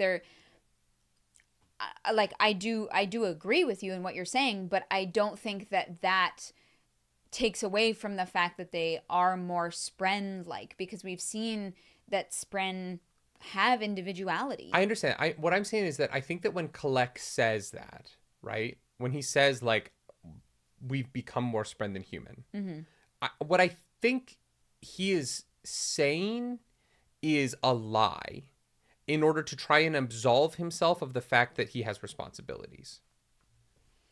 I do think that that's what it is. I think that he is trying to, because he's such a coward at this point in his life, right? Not for good reasons, honestly, right? Like, he's kind of done, and I can respect that. Yeah. But, and also they have a knife that can kill him, and he doesn't know how he feels about that. Yeah, I don't. Even though he has been stabbed by it, which I think is a very weird reveal in the epigraphs. What? Isn't there an epigraph where he's like, what? Did I invent that in my head? Yeah, I think so. Because all of these... He talks about Jezrien being stabbed by the dagger, and that Jezrien slowly faded away because he doesn't get stuck in there. He, like, dies. What am I thinking about? Cade Catastrophe, I just want to say thank you for that super chat. I would say it's safe to assume moving forward that Spren and Fabrial are going to be general in-universe terms to associate with sentient investiture and technology, respectively, in all the Cosmere. Yeah, I think that... Oh, I don't agree with that. Spren are native to Roshar, like... Okay, sure. Yeah, I don't see Spren being on other planets, but the Spren be weird. Spren being sentient investiture, I think makes sense. Yeah, no. Well, Arzu says that you're. Yeah, I don't. I don't know why I thought that. It was like in the chapter before Shalan. It was a Shalan thing that made me think that the epigraph was coming from inside of... He'd already been stabbed by it. I know he talks to Shalan about, like, Jezrien. Because he's like, you were going to do this. You didn't even know what it was going to do. Like, he basically, like, tried her for not knowing what she's doing, right? Is that what you're thinking? Oh. No, I'm dumb. It's the epigraph for chapter 91 that reads, "And so I'll die. Yes, die. If you're reading this and wondering what went wrong, why my soul evaporated soon after being claimed by the gemstone in your knife, then I name you idiot for playing with powers you only presume to understand." I understand why I read that wrong. You thought he was actually stabbed. Yes. Okay. I understand how I got it wrong in my head. Yeah. Because I remember getting that epigraph and being like, it's weird that this is in the future and that he's already dead, but he isn't dead. Because I thought it was a misdirect on Shalan killing him. Mm-hmm. Anyway, sorry, chat. I fucked that up. No, you're good. I'm glad we figured it out. No, yeah. That epigraph, I think that listening to it, I got confused and I miss. Yeah. I like made an assumption about it that is not true. Yeah. Anyways, during the trial, Nodam's big hurrah is his big hurrah is not dead so long as he lives in the hearts of men, which I'm assuming is like a Spren saying, or like maybe a herald saying from some point. Which yeah, I thought it was poignant, and then he gets fucking kicked out. Shalan. It's interesting that we never. I'm assuming we'll see him in the next part, but interesting that he doesn't come. Well, I guess he wouldn't come back. Out. Yeah. They were like, wait, you. And we don't really see anything after the trial, so. Yeah, I do hope we find Nodam again. But Shalan fakes getting hurt. She climbs a tree to get to the edge of gravity so that she can fall, so that Pattern can lie and say, like, "Oh, she's hit her head. She'll die without Stormlight." And they're like, "Wait, Stormlight will heal her." So they go take her to where they keep the Stormlight, and she steals it. Yeah, I like the sleight of hand of this. I thought it was funny. I also love Pattern. I love Pattern. And also, like, the best part of this chapter, or this part of the chapter, is Shalan being like, "Oh man, Pattern, you fucking suck at lying." Like, her internal monologue about how Pattern is not good at this cracked me up. Yeah, you are a lie spren, but you're not great at it. We need to work on that. Chapter 88, Falling Star, is another flashback. Mm-hmm. It's basically the first time they have the Storm Spren. This book literally is like, do you want to know the first time that all of these Timber followed Eshonai? Yeah. Like, it's literally like we're literally doing flashbacks on the meeting of two characters who never spoke to each other. Yeah, pretty much. And like the giant chasm feet, it's like, it's a cool visual of it being like, yeah, nah, you good, I'll see you later. But like, yeah, I was like, sure. I guess. Chapter 89. I made this point to you this week. And I made it to our friend Ellen, who's also read these books. Yes. Shalish, if you've watched our Star D&D Valley, she's read all of the Cosmere, and she was over, we were playing D&D the other night. And I made the point, and I really do believe this about Stormlight Archive. The first 3 Stormlight Archive books, I think, are great 10-episode seasons of television, a la Game of Thrones. And then I think that you have to stop making TV for a year and make a 2.5-hour movie to do Rhythm of War. I legitimately believe this, chat. This might be controversial. There's That's not what 10. Anime does. There's straight up not 10 episodes in this book. Oh no, like anime. Yeah, no, 100%. Yeah. Like how the Reze arc of Chainsaw Man is about to be a movie instead of more TV. Yeah. I think that you make 3 seasons of television and then you do this book in a 2.5-hour movie because there just isn't enough plot to sustain even 8 episodes. Yeah. Because we're just cutting all the flashbacks, right? Like, we're just... no, but here's the thing. In the 10 episodes version, I would move those flashbacks much earlier. Yeah. Because I would want to cast Venli and Raboniel earlier. Or Venli and Eshonai earlier. Yeah. And so I would be doing a lot of those much earlier. Yeah. Okayla says you can get 10 episodes easily from this. I'm so sorry. You can't. I think They you would could just get... be repeated. The I episodes think it would be boring. They would just be repeated beats. Yeah. This book is It would be iterative. like, it would be some interesting Bill Nye the Science Guy stuff. Yeah. And then the trial. The beginning, look, the But, like- beginning, there was some cool shit that happened, but I don't... Navani is in Yeah, I don't... one room. Yeah. Like, Navani is literally in a single room for almost all of the actually important things that happen. Yeah. So adapting this to television would be real fucking hard. Yeah. It would be really hard to do this in television, because Navani and Raboniel talking in a room, to go from the end of Oathbringer on TV to then spending 10 episodes of television with Navani just sitting in a room talking to Raboniel Yeah. would be brutal. Yeah. And maybe there's a fuck ton of stuff in the last section of this book, and it would be like a Dune 1 part 1 and part 2. Like, you could do 2-hour movies. But I maybe, don't... but 10 hours of this would be... I think it would be too much for It'd the be audience. rough. Yeah. I think it'd be... I think this movie would make this book would make a legitimately great 2.5-hour movie. Like, I do. I think that because you can do some of the scientific stuff in montage, because you can do sort of you have this great opening with the escape from Hearthome. Yeah, honestly. And then you have whatever the last chunk is going to be. I think that you would have a great beginning and a great ending, and then you have like 2 or 3 good action scenes. I think it would make a fantastic, genuinely, I think this, you could pare this down to be a really great movie. Yeah. Yeah. And I just don't think you could do 10 episodes. I think that there's too many repeated beats. You can't do like, and in this episode, Kaladin fights the pursuer. And then this episode, Kaladin fights the pursuer again. Linus Fiction, thank you for that super chat. You can get 10 episodes, they just wouldn't be in season 4. Yeah. If you want to take all the fucking flashbacks and shit and put them at a more appropriate point, I think so. Yeah. Yeah. Chapter 89, Voice of Lights. Speaking of montage, we got Navani doing the sciences. This is where she uses the sand. Yep. To measure investiture. Yep. It's very cool. And they talk about traveling to other worlds.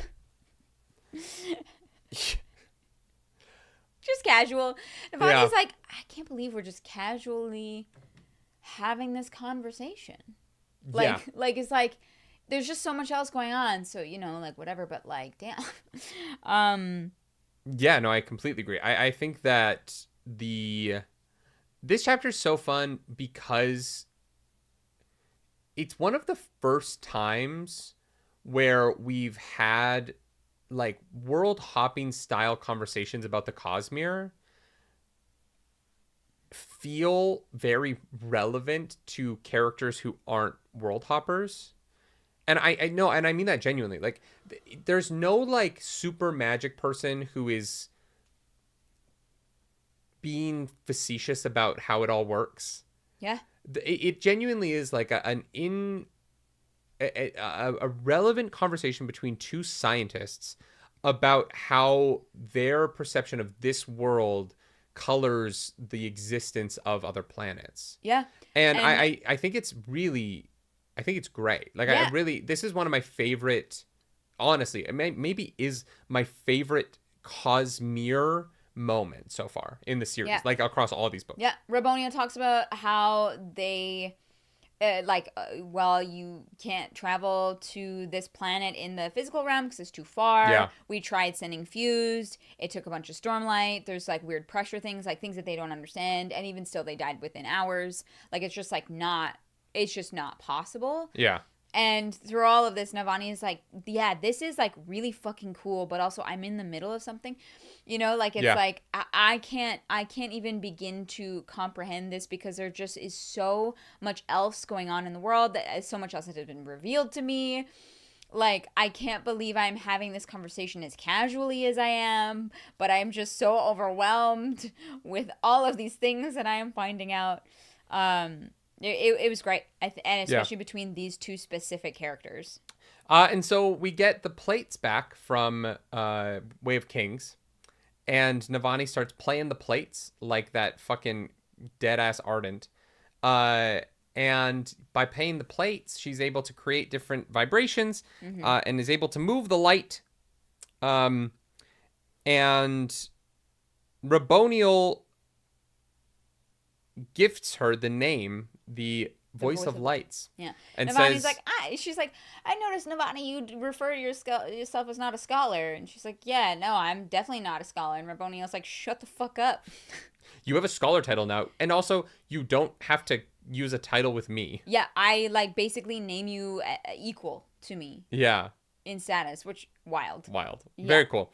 Great chapter. Really, really enjoyed it. Yeah. She talks to Sibling again. Sibling's not doing great. Yeah. And yeah, she realizes that basically like all of the music that is played this is where the music is played for her. She hasn't played herself yet, but the music is played for her, and she looks at the sand, and the vibrations have left the sand with certain markings that allow her to assume that there's vibrations that are going to be relevant to making anti-void light. Yes. Yeah. Science. Chapter 90, One Chance. Mm-hmm. Yeah. Adolin again, second trial. Second day, yeah. Adolin, again. He does his best. But Dalinar not telling Adolin that he almost killed the Stormfather. Like, Dalinar not prepping Adolin with the information of his relationship with the Stormfather so that Adolin doesn't, like, have that information going into this is so flawed to me. How do you know Dalinar knows he almost killed the Stormfather? We know that reading that moment based on what happens with Syl and Kaladin earlier, because we have that context. I don't know if Dalinar understands that that's what happened. I know. If the Stormfather wants this to succeed, it doesn't feel like the Stormfather, like, helped much in setting up this to succeed. It doesn't feel like the Spren, who are from Lasting Integrity, did a great job coming together and coming up with a plan for this mission. Because Adolin is really caught unawares by a lot of stuff. And it feels like if you're like, okay, we're going to send these letters to the Honor Spren, maybe talk to your Honor Spren to make sure that you know what is going to be relevant information that they might be upset about. Because it's not like they don't have hundreds of Honor Spren they could have talked to been like, hey, we need to sway the people of Lasting Integrity. What have you got for us? It just kind of feels like the humans in this situation, despite having this bevy of like information that they could have tapped into, decided to just not and assume that they could do it themselves. No, that's not true. That's what it talk to feels. Spren. They talk to Syl. Literally, Adolin references several things that Syl tells him that are just not that helpful. Because they don't know. Lasting Integrity has been like locked up. But my point is that Syl was unconscious. Syl is not the person to ask. That's the problem. Syl is the wrong person to talk to. The right person to talk to is whoever was the last Honor Spren to leave before the gates closed and is bonded. That's the person you want to go chat with. Why are you talking to Syl? She's been unconscious for thousands of years. Syl doesn't know anything about anything. I assumed that they did talk to the Honor Spren. So anyway, they leave. Adolin becomes a lame duck up there, basically getting pelted with tomatoes. He tries his best. He tries his best. Yeah. It's a disaster. Yeah, because unequivocally the a disaster has been curated. Yeah. And they bring forth a cryptic who Shalan murdered, and kind of in a bout of teenage angst. And so Adolin is like, I did meet that Deadeye. I don't know what's going on there either, buds. And they're like, hey, this didn't go well. And he's like, yeah. And so he literally just turns to Kleck and is like, can I just go? And Kleck is like, yeah, you should. You fucked up today, bud. You can leave early because you this is not going well for you. Yeah. And so while he may have kind of won day one with the Notum stuff was pretty strong. Blended's arguments were great though. Day two, Adolin does not win. I definitely thought the Dead Cryptic was going to come back in the trial. I thought Shalan's part in this was going to be a bigger part of the trial than it ended up being. Yeah, I honestly, like, I wondered if the trial would go, like, that Shalan stepped in and is like, it's me, I murdered this cryptic, like, I'm on trial instead of Adolin, like, you know, but I don't know how that would have played out, so. Yeah, for sure. And so Shalan and Adolin are hanging out after the trial, post-coitus, probably. Probably. It seems like she's remarking about how sexy that chest is. And Adolin is like, well, I fucked up this. And Shalan is like, nah, it's fine. I stole a bunch of Stormlight, so I will break you out of prison. Yeah, and Adolin's like, no. And then Shalan's like, well, maybe I really should just impersonate Collect. And Radiant's like, no. And Vela's like, no. Well, no. And so Shalan is like, well, Vela and I agree. And Vela is like, I changed my mind. I don't think we should do that. And Shalan is like, okay, bet. Fuck you guys. That's going to be a no from me, dog. I'm going to be formless. And I'm going to do what I want. Shoes. What? I'm going to get what I want. Oh, my God. I haven't heard that in... Shoes. Wow. Shoes. Shoes. Oh my God, shoes. Officially, Sam, do we know Shalan killed a cryptic? Yes. Yep. Yep. We definitely know that. She said it. Well, or she dead-eyed her cryptic. I mean, being a dead-eye obviously isn't actually death, so who knows Yeah. what the fuck that means. But she definitely dead-eyed a cryptic. And yeah, the chapter ends with Formless being like, Adolin, you never know what Collect's gonna do. Collect's so like a wild and crazy guy. Yeah, what a crazy guy. Chapter 91, Worth Saving. The plot isn't ready for the Radiants to do anything yet because Navani hasn't figured out Anti-Void Light. And so we get a chapter where where Teft, Kaladin, Dabbid, Lift, and Relaine talk about maybe doing nothing. And then Teft is like, no, that's dumb. We should do something. They're like, right. Yeah. Cool. Yeah. And Teft believes he is worth saving. Yeah, no, I'm joking about this chapter. It is actually very good. And I like... It's great for Teft. Again, great character beats and emotional beats in this section, in this book, honestly. But yeah, no plot movement. Yeah, Kaladin being like, guys, are we just like causing more problems? And I'm like, well, no, but also and this is also the thing, right? Like Kaladin doesn't know his family's in danger.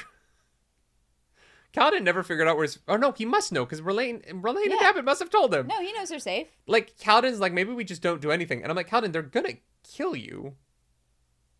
Like, the pursuer's gonna kill you no matter what. You can't just turn yourself in. No, I don't think he was gonna do that. I think he was just gonna literally sit and, like, I don't know, come up with a plan. I don't know, man. I did the conversation in this chapter with Teft talking about his, like, having been able to stay away from the moss was great. There is great character stuff in this chapter. Yeah. There really is. Mm-hmm. This is just kind of the end of part 4 for these characters. Is that they've decided that they are going to do something. Yeah. Which is... They've decided they're not giving up. This book, more than any other, is offloading everything into the final part. Yep. This book is literally like... Yeah. Every important event is going to happen in part 5. And I feel like part 5 is going to be like a 5-hour book club at this point. Like, I'm like... I mean, I probably will. Yeah. Mm-hmm. Yeah. The chapter's good. It's just also kind of... I don't know. I felt the pacing of this book in this chapter where I was like, yeah. I'm glad we've decided to do something. Yep. Chapter 92. A gift. A gift. We get Venli. She's interpreting, even though Raboniel speaks the language, which is always my favorite trope, is the like fake interpreter trope. And they use it best in Game of Thrones, honestly. Yeah.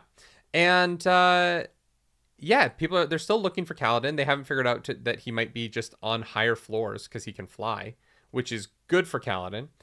And they mostly just chat about how Venli kind of sucks. Venli accidentally uses an old rhythm, and Raboniel's like, that's weird.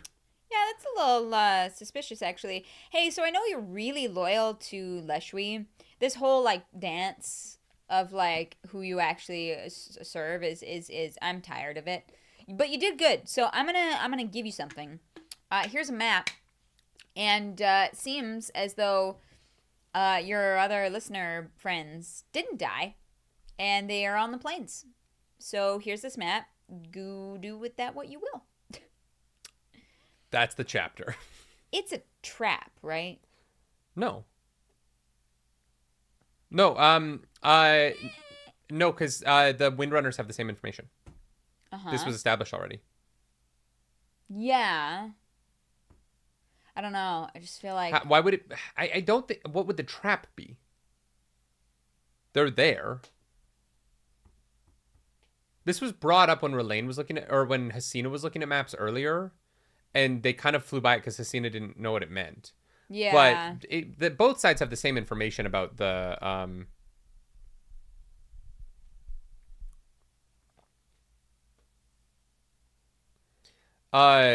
Carrion says, what? Didn't it say they were talking to mostly Thalans or something, or Bone only speaks Alethi? No, they're talking to Regals in this chapter. They're talking to, like, I mean, maybe they're Thalan. No, but this is the chapter where, in the book, this is the chapter where, Venli has a line where she's like, I was interpreting even though Raboniel speaks the language. I can't remember if that was this moment or not, honestly. There is a moment where Venli comments on... It like, doesn't matter. Yeah, it was genuinely, like, I was like, it doesn't matter. What matters is that the listeners are still alive somewhere. I just don't really know what the trap would be. Fair. I don't know. I just got, like, really pissed off at Raboniel by the end of the section, obviously. Really? I feel like I empathize with her more by the end of the section. Raboniel's like, yeah, we can't actually work together. Oh, yeah, Not gonna actually free the tower. You know, everything I said is basically a bunch of bullshit, so... I don't really see a trap for Venli in this. It's just that the listeners are alive. I don't know what it would be. Yeah. I got suspicious of her. I also just don't think that, like... If Venli leaves to go find them in part 5, I think that's going to feel very weird. I know, right? Like, how the fuck would she get there? I don't... This feels like Wind and Truth stuff. This feels like just... how would they get there is they said they were going to go take the Oath Gates to Alethkar and then march from fucking Alethkar to the Shattered Plains. If that happens in part 5 of this book, I will be like, what? Yeah. But at the same I don't time, think it's happening. I don't think that is what's going to happen. At the same time, I don't know how, like, there might be, like, a 6-month time skip before part 5. Because realistically, like, Dalinar has to figure out how to bondsmith better. He's not going to do that in a day, right? Like, he might have been doing that this whole time, and it's just off page. Oh, I'm sure that's what it is, but not that much time has passed. I have no idea how much time has passed. I'm going to be totally honest with you. They might have been in the tower for, like, 2 weeks or, like, Kaladin's, 4 months. Kaladin's plotline sets the days of the... invasion, right? Because it says how long Kaladin was unconscious for, so you could reason out how long it's been based on Kaladin's storyline. Navani's tougher because Navani's just doing, like, it's harder to follow, but, like, we know how many days Kaladin, right, chat? Yeah, Book 5 could be 4 months of Venli marching across Roshar. Jesus. Anyway, The book is setting stuff up, I think, for the future. I think that Yeah. It's interesting that it's kind of interesting that the listeners are alive. It's like, okay, that's interesting. I figured they were because the way they left in book 2, and that they just we never saw their bodies, or like we saw Eshonai's body, but like I always figured the group that fled into the chasm survived somehow. Yeah. I just always assumed that. So it is interesting that they're alive. It doesn't. This just. I think that it's fun because I think that, like, Timber's friends are now gonna have people to bond. Oh, interesting. You think that the stone? Yeah, Yeah, probably. I think that that's those- going to be the beginnings of them actually being able to work together because they're going to be radiant. I know, but it's mostly like the elderly. No, it's like it's a bunch of people who did not want to take storm form. It's the people who said no. Oh, I thought it was mostly like the elderly and the kids. I mean, there is a good chunk of people, but it's also the able-bodied Like people food who is there, said yeah, fuck yeah. off, right? They were like, no, we're not doing that. Yeah, it'll be interesting when we get to that. I just don't think it'll happen in this book. I don't either. I think they're too far away. Yeah. Chapter 93, Strong Enough. Formless has a real fucking awkward morning with Adolin. Jesus Christ. Yeah, Formless is really bad at social situations. And so she sneaks out to go to Collect's house. To the house, dressed up as an honor student. She's like, I'm gonna be Lucintia. I'm gonna sneak around town, giving people a nod. And she is a big old dick to Pattern. Thankfully, not enough of a dick to kill Pattern. Because apparently, you can just like be a dick to your spren and they die. But she's big old dick to Pattern, which I'm pissed about. Yeah. We do not stand for pattern slander in this house. I just don't stand for Shalan. I think that she has a lot of apologies she needs to make to people. For sure. I don't know that she has the emotional maturity to make any of them. I disagree with that, but I do think that, she fucked up.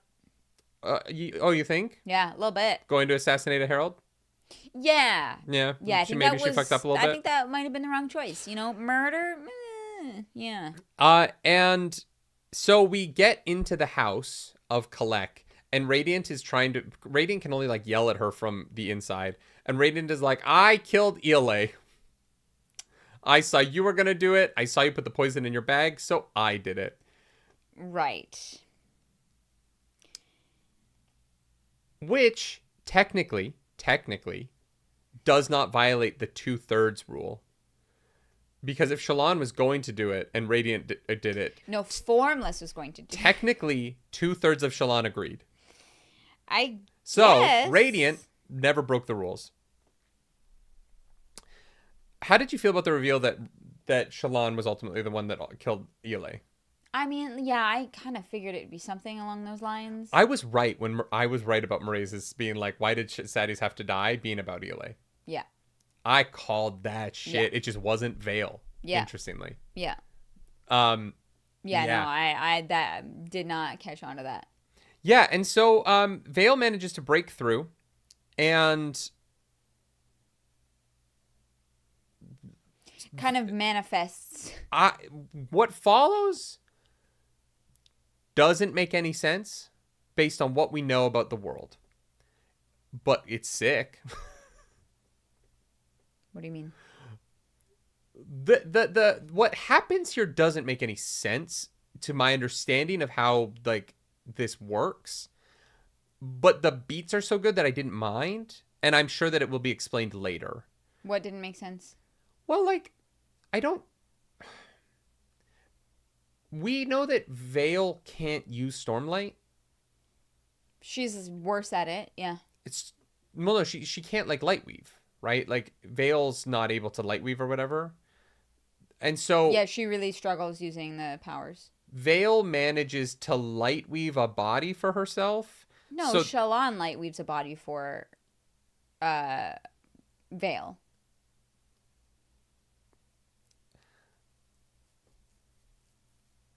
I don't think that's it. I don't think Shalan is actively doing this. Unless you think she's subconsciously Lightweaving I mean, Vale. It's all part of Shalan, right? Vale is a part of Shalan that is becoming less distinctive in this moment because Vale is about to leave. Like, Vale is done. Yeah. But anyway, Shalan is finally able to understand that she killed her cryptic because she was like, I hate you, go away, as a teenager. And the Discord has already yelled at me about how this is about intent. And we should put age limits on bonding spread, right? Yeah. Right? Yeah, are you kidding me? Yeah. I told my parents I hated them when I was a kid, and I meant it. Yeah. If they had dropped dead because of that. Kids run away all the time. Like, oh yeah. Lift is going to accidentally kill Wendell at some point. I could puberty's going to hit her like a brick. The number of times that Lift is like, you're a void or a void The fact that Lift hasn't killed Wendell yet is amazing. Yeah. It's a fucking miracle. Yeah. You should not, the Spren should not bond anyone who does not have a fully formed brain. And so it's going to have to be 24 and up. If you can't rent a car, if you can't have a Spren. Yeah. We got to put some rules in place. Yeah. If you can do this so easily. Yeah. Fuck, man. Children do not understand the permanence of death. And what it means to they don't know what the fuck a bond is. They don't know what the fact that Shalan was able to be like, I don't want you here, and the Spren fucking dies is bunkers. It is proof that these oaths need some work. These bonds, we need to work on these guys. And I said in the reaction, and so I will bring it up here, that I do think the Deadeyes who all had their radiants break their oaths and then they died. All bonded children. Accidentally. No. I'm saying I believe that is the first time this happened. It is the first time that a Spren became a Deadeye. Completely disagree with you. I know you do. It doesn't matter. I'm making a point.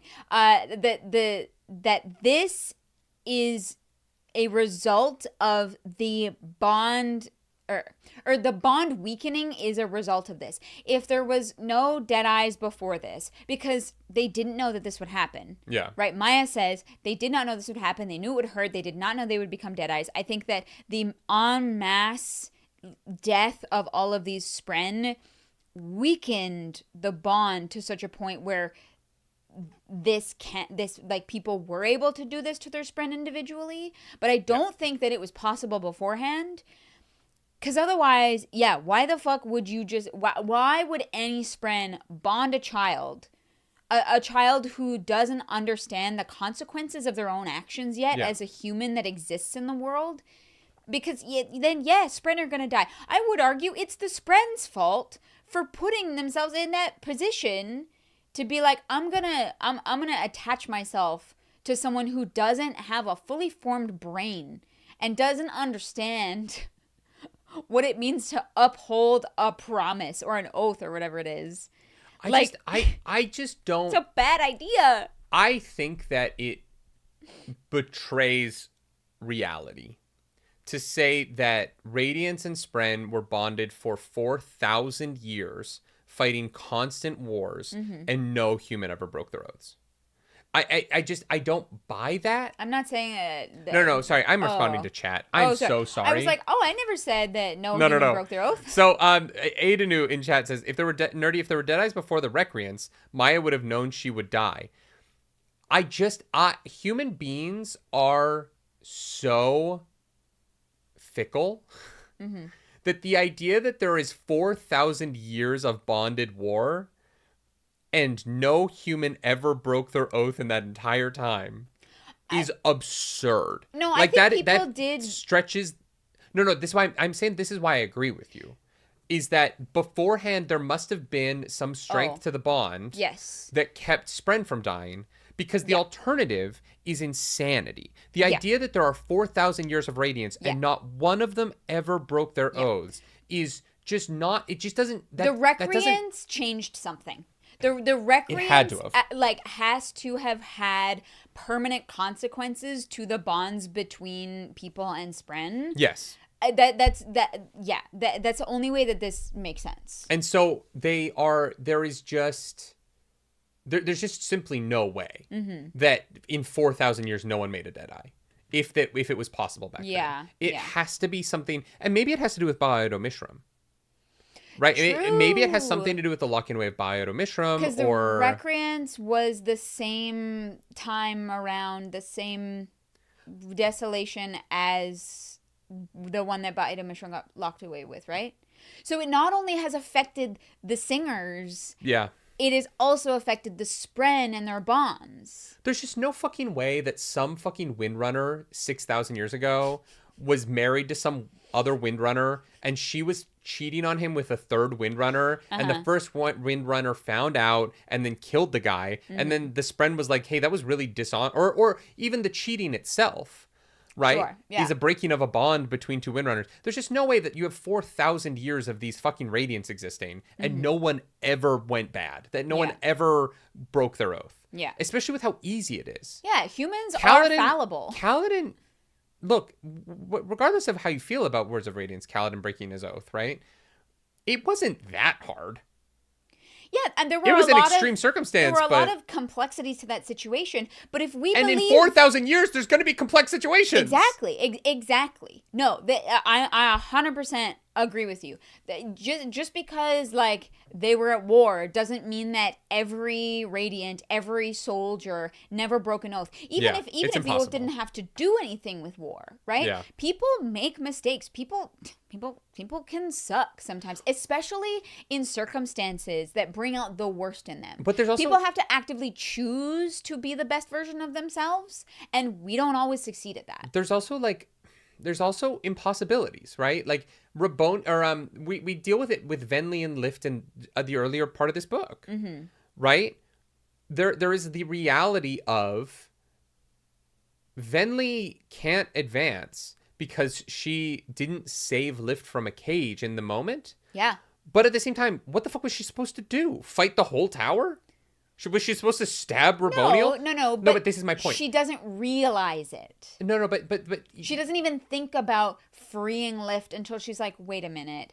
It only applied to this situation, but it should be applying to anyone in a cage. But the point that I'm making is that in that moment, if your oath is that you free anyone who's enslaved, that isn't actually like it's not realistically possible moment to moment, especially in a war that goes on for years and years and years. There's going to be tough decisions that are made, and if the oaths are that strict, then there's just going to be times where there has to be some bend in them. Yeah, there has to be there has to be flexibility, because if you were to do something in that moment, you will probably make certain situations worse. Yeah. By acting in that moment to then uphold your oath. There has to be.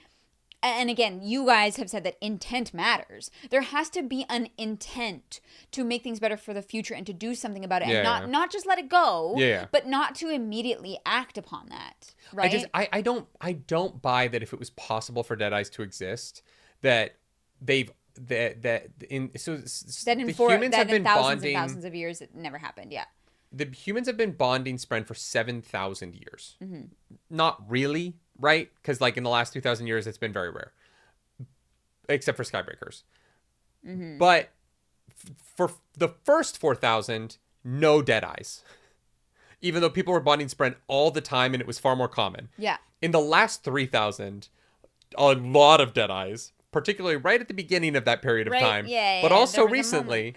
And people are bonding Spren less often. The idea that the oath breaking has only happened in this one chunk of time over the course of this 7,000 years, it just doesn't like make any sense to me. Yeah. That human beings were better back then. Like, I don't believe that. I don't buy that. Human beings are complicated. Yeah. And oaths are complicated, and the complication is what makes things complicated. That wasn't a great sentence, but no, I totally know what you mean.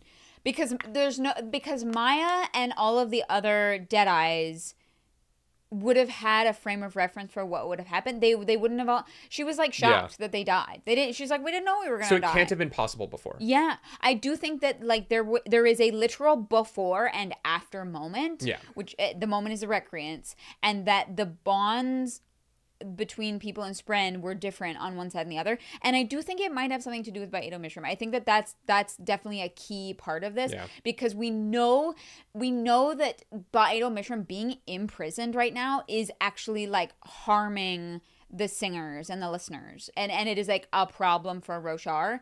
I think it's Kalek who talks about it too in the epigraphs, right? Idnu says, war made oaths a necessity. If you could break your rifle in war, would you not do anything in your power to keep it intact? 2 books ago, Kaladin almost killed Syl. 2 books ago. Yeah. Like, and Kaladin was at war. He needed Syl. It was a necessity. He still almost did it. life is complicated.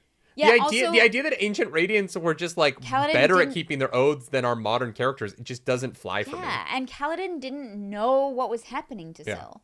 Like, Yeah. and Syl is not a weapon. Like, Syl is not a rifle. Yeah.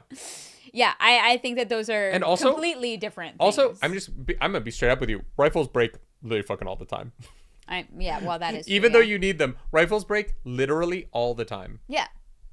Yeah, you're going to try your best not to break it, obviously. Aiden says the it's gonna ancient happen. Radiants did know what they were doing. No, they didn't. They would eventually know what they're doing each cycle because the heralds would come back and they would start to explain stuff. But there would be a period every cycle where you would be in this point where there was a desolation. Nobody knew what the fuck they were doing. They would build the Radiance up.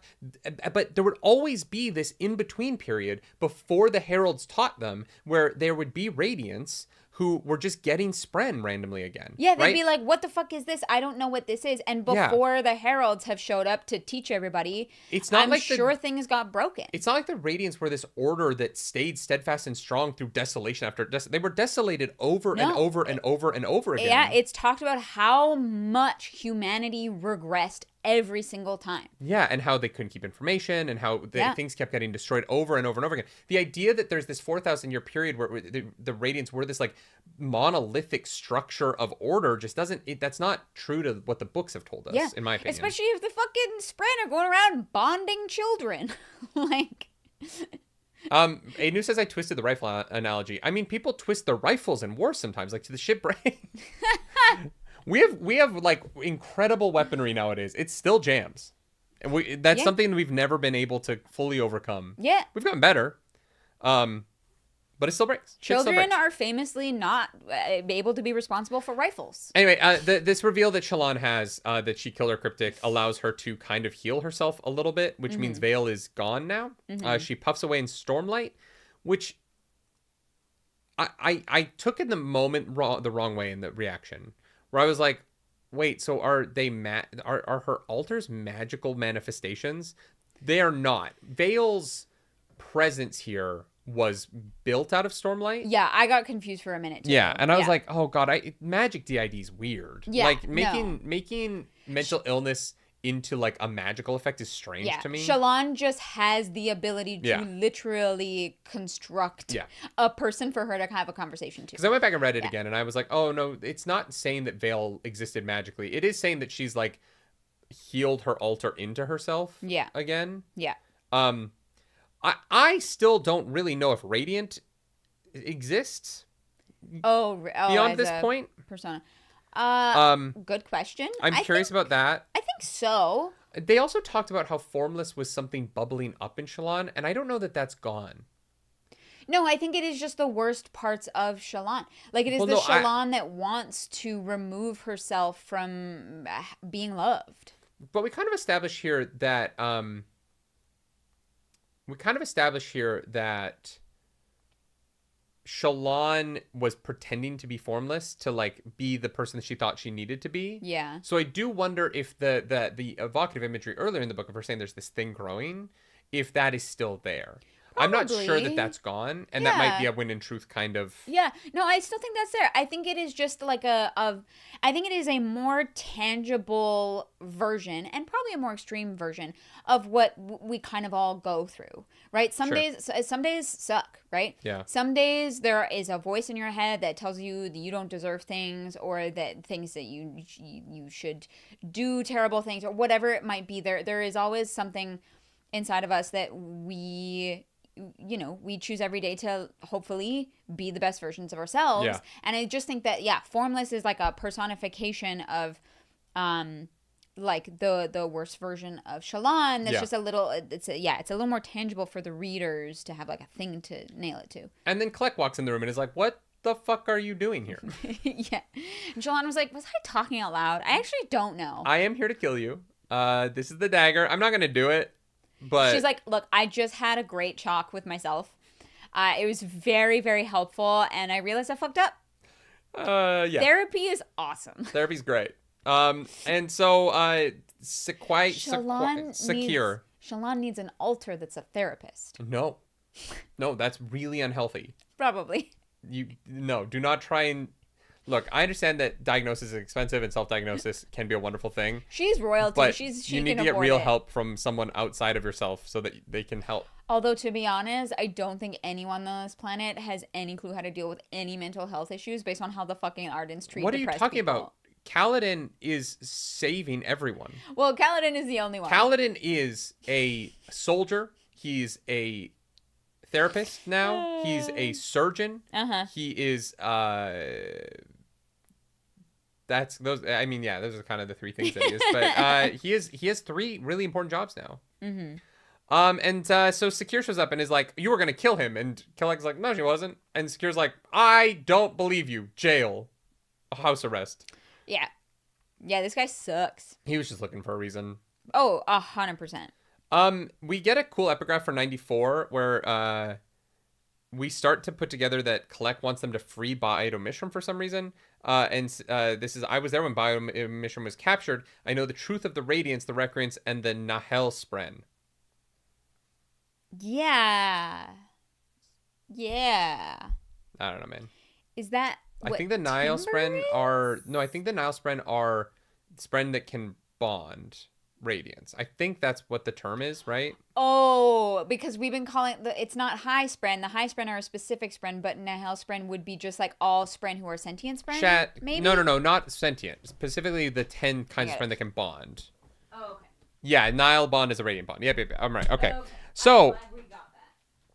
Adolin goes to his final day at the trial, and this is the day where someone is going to be witnessed against him, and he gets to question the witness. And Secure brings in Maya. You have to wonder if Secure was gonna take out Collect in some other way if it hadn't been for Shalan, because I don't think this plan would have worked the same way if Collect had been there. And so Adolin sees Maya and is very upset.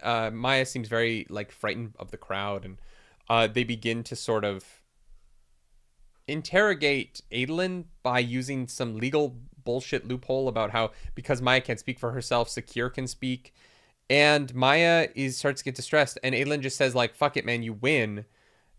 Can we just get her off stage? Can you go take care of Maya? I don't really care about me in this moment. I really want Maya to be okay. And Secure, being the high judge in this moment, says, I refuse judgment. Maya's condemnation is the only thing that matters. Adolin, you lose. And in this, throughout all of this, Maya is just getting more and more upset. She's struggling, and it is hard to read. We did react to this, and it was brutal. It was really, really rough. And I think just really successful writing on Brandon Sanderson's part. I thought that this was beautifully done in a very tragic way. And Maya speaks. Maya comes out and says it. She's like, hey, we chose to die. We chose. We worked with our Radiance and we chose this. And so the trial just kind of ends. This incredible moment happens, and there's no resolution because there's nowhere for it to go. Yeah, well, there is new evidence that basically says that everything that this trial is standing on is not true. The murdered character was never murdered, so yes, exactly. Yeah. You cannot have my sacrifice. Yeah. It's an incredible moment. Which is a banger line. I have problems with it globally for the series, weirdly. And I know people won't be surprised by that, but the chapter is incredible. Yeah. It's an incredible chapter. Yeah. That I love. I think that it's so beautifully done. I think that it is so unforgiving and unflinching in its portrayal of this moment that allows to this absolute banger of a kind of finality to this trial with you can't have my sacrifice. I wish it was a couple of more words different from you can't have my pain. The meaning is the same. I guess Maya was there when Dalinar was yelling it, so maybe she's inspired by Dalinar. I'm going to go with she was inspired by Dalinar. Sure. Because otherwise it's it's almost goofy that they say almost the same thing. I didn't even connect them at all. in my headcanon, Maya was a sword at the time and was listening and heard Dalinar yelling that. It was like, that's a banger line. Yeah, actually. and was like, fuck. Yeah. I'm gonna keep that. Yeah. And yeah, so Maya has said this. Clarks, you were out of the room. What do you think of the chapter? So good. Probably the best of the book so far. Just because of how earned it was, and what it means moving forward. Yeah. It was a rough listen, but worth it. Yeah. Yeah. Yeah, it's really, really successful. Yeah. Blended comes up and talks to them, and we kind of get Blended be like, that doesn't really make me think that we should bond humans. Yeah. And Aelin's like, yeah, things are gonna be different now. But also Aiden's like, bro, you testified against me. And she was like, yeah, because however the outcome came out, I won. Because I tutored you, but I also talked against you. So I walk away from this the winner. You're welcome. Can I get into the thing about this I don't like quickly? Sure. And it's not that I don't like it. It's that, how do I want to say this? I think that sometimes Brandon Sanderson's writing is going for the twist in a way that I don't think benefits the themes of his books as well as I would like. I think that Brandon Sanderson is always trying to reframe. He sets up these big reveals that reframe our understanding of the events thus far, that are like endorphin hits of this big new information dropping. And sometimes I want him to explore the ramifications of his big lore drops. So sometimes I want the next book to get into what the implications of what he's revealed are. And rather than do that, he goes towards the next big lore drop. And this one, to me, is a really cool big lore drop that just fundamentally makes the ending of Oathbringer's big lore drop less important and less interesting. And we didn't spend any time in this book exploring the ramifications of the big lore drop from the end of book 3. And so by sort of making that... Which one? Sorry? The big reveal at the end of book 3 that the humans are the invaders. And that this idea that they become... The Radiants all become very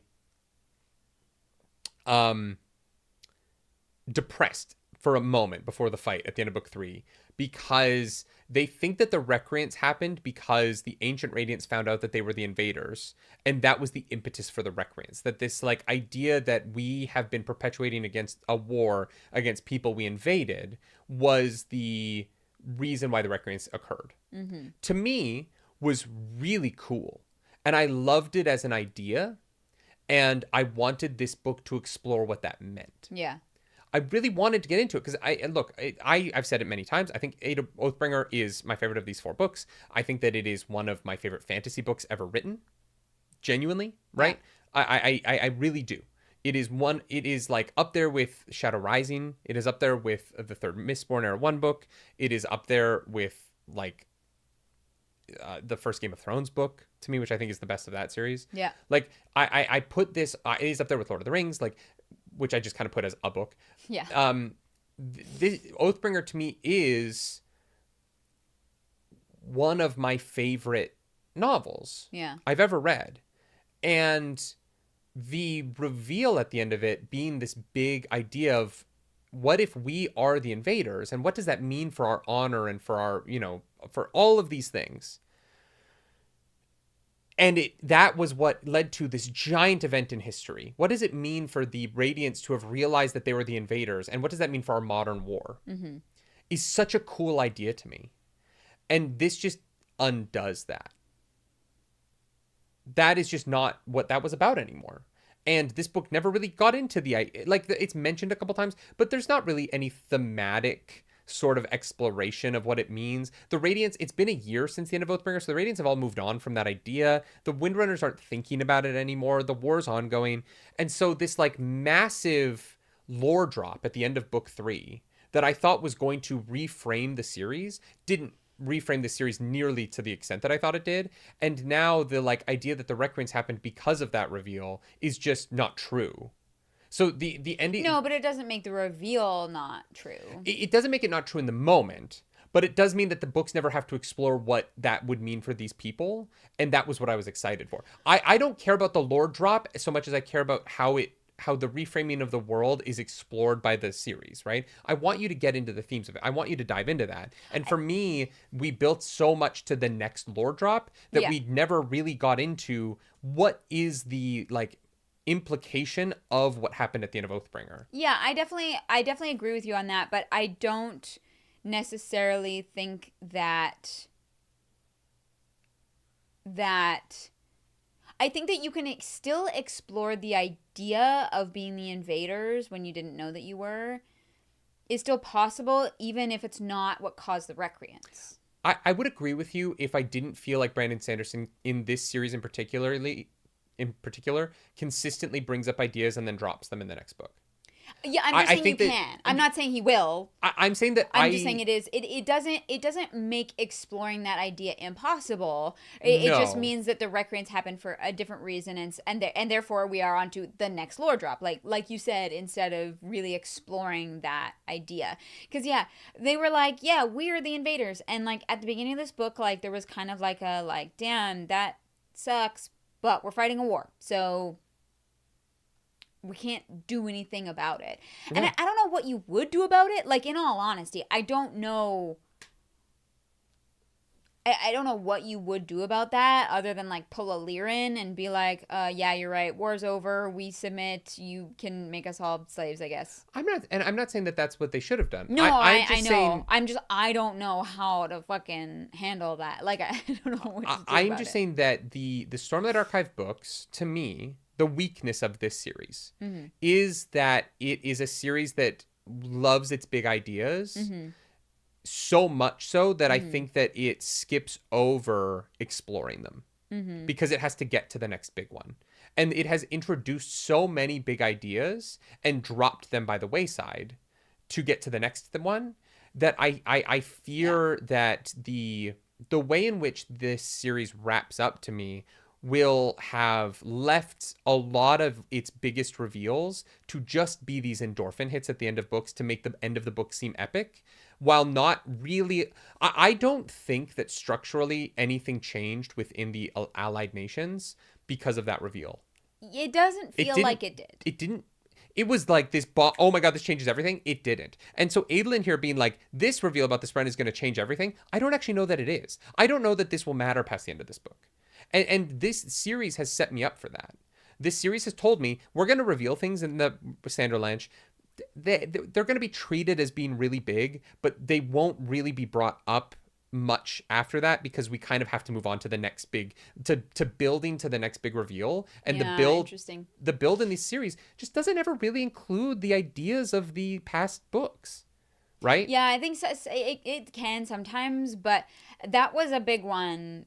That I think part of what makes Oathbringer so great is that reveal and what I thought the implications would be moving forward. But yeah, you're right. It didn't matter as much as like I would have liked it to. Karen says the only new thing we know for sure is that the Radiants didn't make their decision without their spren. No, we also know that there was something that was really bad coming if they stayed bonded. There's some nebulous something was going to happen or come or, Yeah, there is a problem. There's a problem with the bond. With Radiants and it probably has something to do with Surge binding killing the past planet, right? I'm willing to bet it has something to do with Braves. Yeah. But we do know that there is a reason why this happened that isn't the past, but actually what they were worried about for the future. But also that the Spren were active participants in making this decision, and that it wasn't just the humans being like, okay, we're killing all the Spren. Like I think that like that is important for sure. But one of the weird things about this book is that this series is that it keeps bringing up really cool ideas for like Venli. Right? Venli being this character who like has done some rough shit in her past, and then this book really making her a victim. Yeah. Like there's a lot of softening the consequences of people's actions in these series. I have already said this, and I feel every Venli flashback I feel more affirmed in that Brandon Sanderson kind of neutered her as a character and that she is far less interesting. I would have rather she kind of sucked a little bit, kept some of her spine. Yeah, and that like Ulam's a bad influence, but like it just feels like, oh, all the things that Venli did, you know, she did it because of the Spren, and it absolves her from being that worst version of herself. And I honestly would have rather have had this character go through the entire journey of this selfish fucking up and hurting the people around her, and then becoming the Venli that we know in the present day. I think that the flashbacks honestly do Venli a disservice. I would rather her actions be her own than the influence of the Spren. And I think that it's disappointing to me, but I agree. Yeah. But then we get into the next chapter, what she truly was, which is the flashback where Venli watches Ash and I get pushed off the cliff in the fight when the Everstorm came. And she's like, shit, I'm a coward. Chapter 96. Pretty much, yeah. I mean... Yeah. There's no new information in this. Yeah. Other than Venli was not the scary, intelligent, like leader lady that she was presented to be in Words of Radiance. Venli takes responsibility for her actions, but that doesn't mean that they were 100% her own actions. Like the way that these flashbacks are structured is that Ulim changes her and warps her to do the things that like he wants her to do and manipulates her. And I just think that Venli would be a far more interesting character if these were her own true ambitions and her own decisions, as opposed to she kind of made them because of Ulim. I just think the characterization of Venli in Words of Radiance is so strong and almost more like Raboniel. And her characterization in the flashbacks is sort of like a whipped puppy. And I have a hard time pairing those two things together, especially because I found the Venli in Words of Radiance so much more interesting. Mm-hmm. Like I like this. One of the problems with Venli in this book for me isn't that she doesn't take responsibility. She does, and like the next chapter with the chapter of her and Relaine that we're gonna get to is fantastic. Yep. But my problem with Venli is we spend so much of this book with her just walking around being sad. And, like, it's not even, like, active sadness. She's just sad. Yeah. And I'm like, yeah, I get it. But, like, Venli wants things to change, but she doesn't really do enough to, like, feel like she's working towards that. It's just sort of... In a book that has way too many characters' internal monologue about how things are rough right now...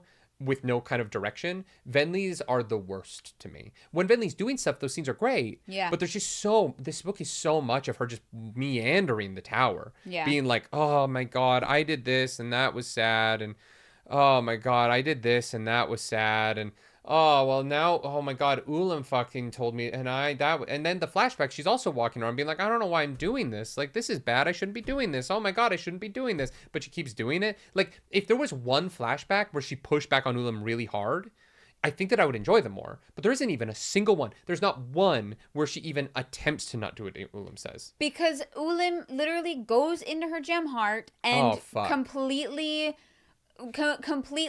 like changes her to his whim. That's what I mean. Venli takes responsibility for her actions, but the way that these flashbacks are written, it doesn't actually seem like it was her responsibility. Yeah, it's I agree with that. She took in the Spren once, and then Ulim used her to whatever the fuck he wanted her to do. And I think that is far less interesting than these decisions coming from Venli. Carrion says both the writing and the characters within the story say that Venli was to blame, exactly the opposite of what you say. I understand what you're saying, and I think that from the characters' perspectives, they look at Venli as the character to blame in this. Yeah, but every time we read her perspective, it's Ulim warping it. And she's also like a kid at the beginning when Ulim first gets her. She's described as being like very young and impressionable, and I think that she like just come of age. I understand that like it is her responsibility. But also, I have a lot of empathy for people who are taken advantage of when they're 17, 18 years old. Sure. And you're 8. Look, if an 18-year-old girl dates a 45-year-old man, she is technically an adult and she can do whatever the hell she wants. I still look at that 45-year-old man as a fucking problem. Yeah. Right? Yeah. Technically, she is responsible for being in that relationship. But I look at that 45-year-old man and I'm going, what the fuck do you see in her? Other than someone that you can use. Yeah. And Venli being this character who is manipulated by an ancient spirit who has the knowledge of a god. Who can literally fly into her gem heart and make her think and feel things. Like, literally. Like, the idea that the idea that that character is fully responsible for all of her actions is the same to me as saying that, like, an 18-year-old girl who gets sexually abused by a 45-year-old man who manipulates her because he has money and status and all of these things, that girl is responsible for some of the she does, like, and here's the thing, I do think that she has some responsibility for that. I just pity her, whereas I look at him as being a problem that there should be consequences for. I think that she needs help, and I think that he needs prison. Not all 45-year-old men dating, but like once it gets to the point where something has happened that the woman is getting blamed for. You know what I mean? Like, there's a line. Yeah. I just think that the version of Venli that is more interesting to me is not the version that is controlled by Ulim, but is the version of Venli that these decisions Words of Radiance, Venli kind of rocked. She was cool as shit. And the thing is, I hated Venli, and I hated the things she did in the beginning. Yeah. And I wish that the Ulim stuff wasn't such a big influence on her, because I would have far preferred the journey of loving Venli and being on her side when we started with her being the worst version of herself because of her own decisions. Well, and I think that I just wish these flashbacks didn't try and make her seem like such a good person. Like, I wish, here's the thing, I don't mind that Ulim influences her, right? I just wish that she was excited about it more. I wish there were some chapters where she did bad things and didn't regret it immediately. And it wasn't due to Ulim. No, even if it was due to Ulim, but that she was like, you know what? He's right. That felt good. Because then her redemption is stronger to me. Yeah. But the fact that every single flashback where it's Ulim, she's like, oh, I don't know. That's it. That's the problem. I wanted the redemption arc to be stronger. And the flashbacks negate the redemption arc because it comes from an external source as opposed to Venli. But it looks like in the chat, we are officially reacting to the entirety of part 5. Let's go, chat. You pulled it off. You ruined the end of Rhythm of War. Fucking mad lads. Mad lads in the chat. It's gonna be very fun. I think that it's gonna be very fun. I think that if there was just more variety in how Venli responded to Ulim in the flashbacks, it would be more interesting. I think the real problem for me is that Venli responds to Ulim the exact same way every time. Even in the one after Ulim, like, leaves her alone in the guard tower, right? Like, the next flashback should have been Venli being like, no, and standing up to Ulim just once. If she stood up to him one time, it would feel so different. Yeah. But because they're all the same, she feels like a sad sack. He's literally able to possess her. I don't mind that as much. That's part of the lore, and I get that. No, but I mean, it absolves her of the responsibility. It makes the redemption arc undercut. Like, I agree that it absolves her of some of the responsibility. I don't think it undercuts the redemption arc. Yeah, because she started. I think it wasn't lessens the redemption arc, but it doesn't mean there's no redemption arc. There still is. She still chose to do those things. They're just it's a variety problem for me. To do those things. She's not possessed when she does them, though. No, but some of the things that are written makes it feel like it is not her choice at all. It is that Ulim possesses her and literally makes her do stuff. Like, that is the way that some of these flashbacks feel to me in the way that they are written. And that's why I don't like it. I just, for me, the writing just makes her feel too... She chooses to do things that she doesn't want to do too much. And if you gave her if the book felt like she wanted to do a few of them more, and you had her have a more varied reaction to what is being asked of her. Some of it she's really into. Some of it she isn't. Some of it she's like, some of it she doesn't care. Like if you changed that up so that it felt like it wasn't so put upon her, and some of it was like fucking right down her alley, I think that it would work better. Yeah. It is just too repetitive to me. Yeah. It's the same problem I have with the Navani chapters. As cool as they are, they're just a little bit too repetitive. The Kaladin stuff in this book is a little bit too repetitive. These beats get cycled through too many times. Even the Shalan stuff, I think the Shalan stuff is the least repetitive of those things, but it almost teeters over that direction. Yeah. This book has a few ideas that it really wants to hammer home, and so to do that, it really hammers them home. And it is just a weakness in this book that there's not more variety in how things are handled. Shalan kind of responds to all of the problems the same way. Kaladin kind of responds to all of the problems the same way. You get sort of this like the cyclical version of this novel where these characters feel a little bit rooted in their reactions. Yeah.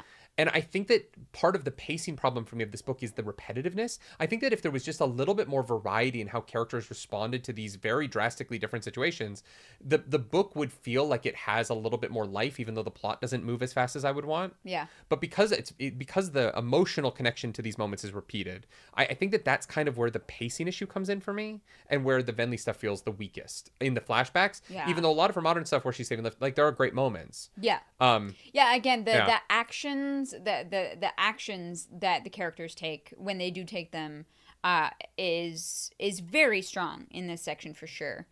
We get to Can I make one last point with the Ulam thing? I have an analogy that I want to use that might be a little bit on the edge of okay. Of glory? No, of like offensiveness, but I think that Okay. Venli comes from a very sheltered society, and I think that this analogy might be a little bit harsh, but I do hope it comes across the way that I mean it. In some ways, the Ulam Venli relationship is similar to the white man bringing liquor to Native American populations, and then going, well, they chose to drink it when we sold it to them, and so it's their fault that they're addicted to it, right? Right. And there's an element of, but you weren't honest in your sale. You were like, yes, they chose to drink the alcohol, but you were not forthcoming with them in what you were selling them. Yeah. And I think that in that case, you have to look at Ulam's manipulation of Venli. It's filled with lies. Right? He is lying. It's not like she's doing all of these actions and she has all of the information. She doesn't. She's being manipulated by what he leaves out of all of these conversations. Yeah. And I think that because she comes from such a she doesn't even know humans exist at the beginning of the flashbacks in this book, right? He has thousands of years of knowledge, and he is manipulating her because of the sheltered way in which her culture has only passed down these songs, and she doesn't have access to any of this stuff, and it's all new, and it's all like more than she can really understand. Yeah. And so I think that to say that like the responsibility is on her is sort of implying that she has all this information she doesn't actually have. Yeah. And I think that when cultures that have a technological advantage over another culture and an information advantage over another culture manipulate and abuse the less knowledgeable culture, it isn't the responsibility of the people in that culture who go along with it because they just don't really know what the end goal is. Yeah. To know what the end goal is without that information. Yeah. Right? Like that. I think there's something very unfair in that. But in doing that, this book did make Venli more of a victim of being manipulated by an outside force, rather than having her be this active decider in that, which I thought she was in Words of Radiance, and what made her so interesting. 100%. I agree with you. Yeah. It's doesn't work for me. Chapter 96, 1,000 Lies. Maybe the best chapter in the book. In a way. Relaine and Venli have a conversation, and Venli reveals the truth of everything. And Relaine slowly backs up away from her as she reveals her place in everything that has happened. Yeah. And he looks upon her with horror, but is willing to give her a chance. Relane's the fucking tits, hey? Good dude. Relane fucking rocks. Yeah. What a character. Yeah. Yeah. Because he's right. He's right. What she's done, from his perspective. Oh my God. Awful. Yeah. Yeah. Horrific. But I don't know that I'd ever talk to her again. Yeah. But there are listeners that are still alive. Yeah. And that means a lot to both of them. You know? When I was saying, like, I want more of the listener POVs and stuff, earlier books, this is what I meant. Yeah, this is shit some good slaps. shit. Yeah. And it comes after, it's so interesting, like, the flashbacks, it comes after Flashback, where I'm like, oh, this is kind of interesting, whatever, this doesn't matter. Like, I didn't need to see her see Esh and I fall. I don't really care about that flashback. But then, like, the next POV is, like, fucking so good. It's Venli being, like, laid bare before Relane, and him looking upon her with horror, but leaving the door to forgiveness open. Yeah. Because he is a far more mature person than I am. Yeah. Yeah. Yeah. No, it was a rough moment, obviously, because of what it means. And, like, I can't imagine how Relane is feeling in this moment, but he really is such a good character. Yeah. And God, I hope that he bonds the sibling. Like, truly. And the sibling even says, like, I kind of want him to get to go be with his people. Yeah, or his people now have a home in Urithiru. Oh, that's interesting, isn't it? Yeah. That's very interesting. Because I feel like if he bonds the sibling, belongs, he kind of has to stay, right? Yeah, the Urithiru now belongs to the listeners. The people who walked away from Odium, right? Like, the people who said no. Who said no twice, right? Who said no twice in a row. Yeah. This, like, they finally have a true home.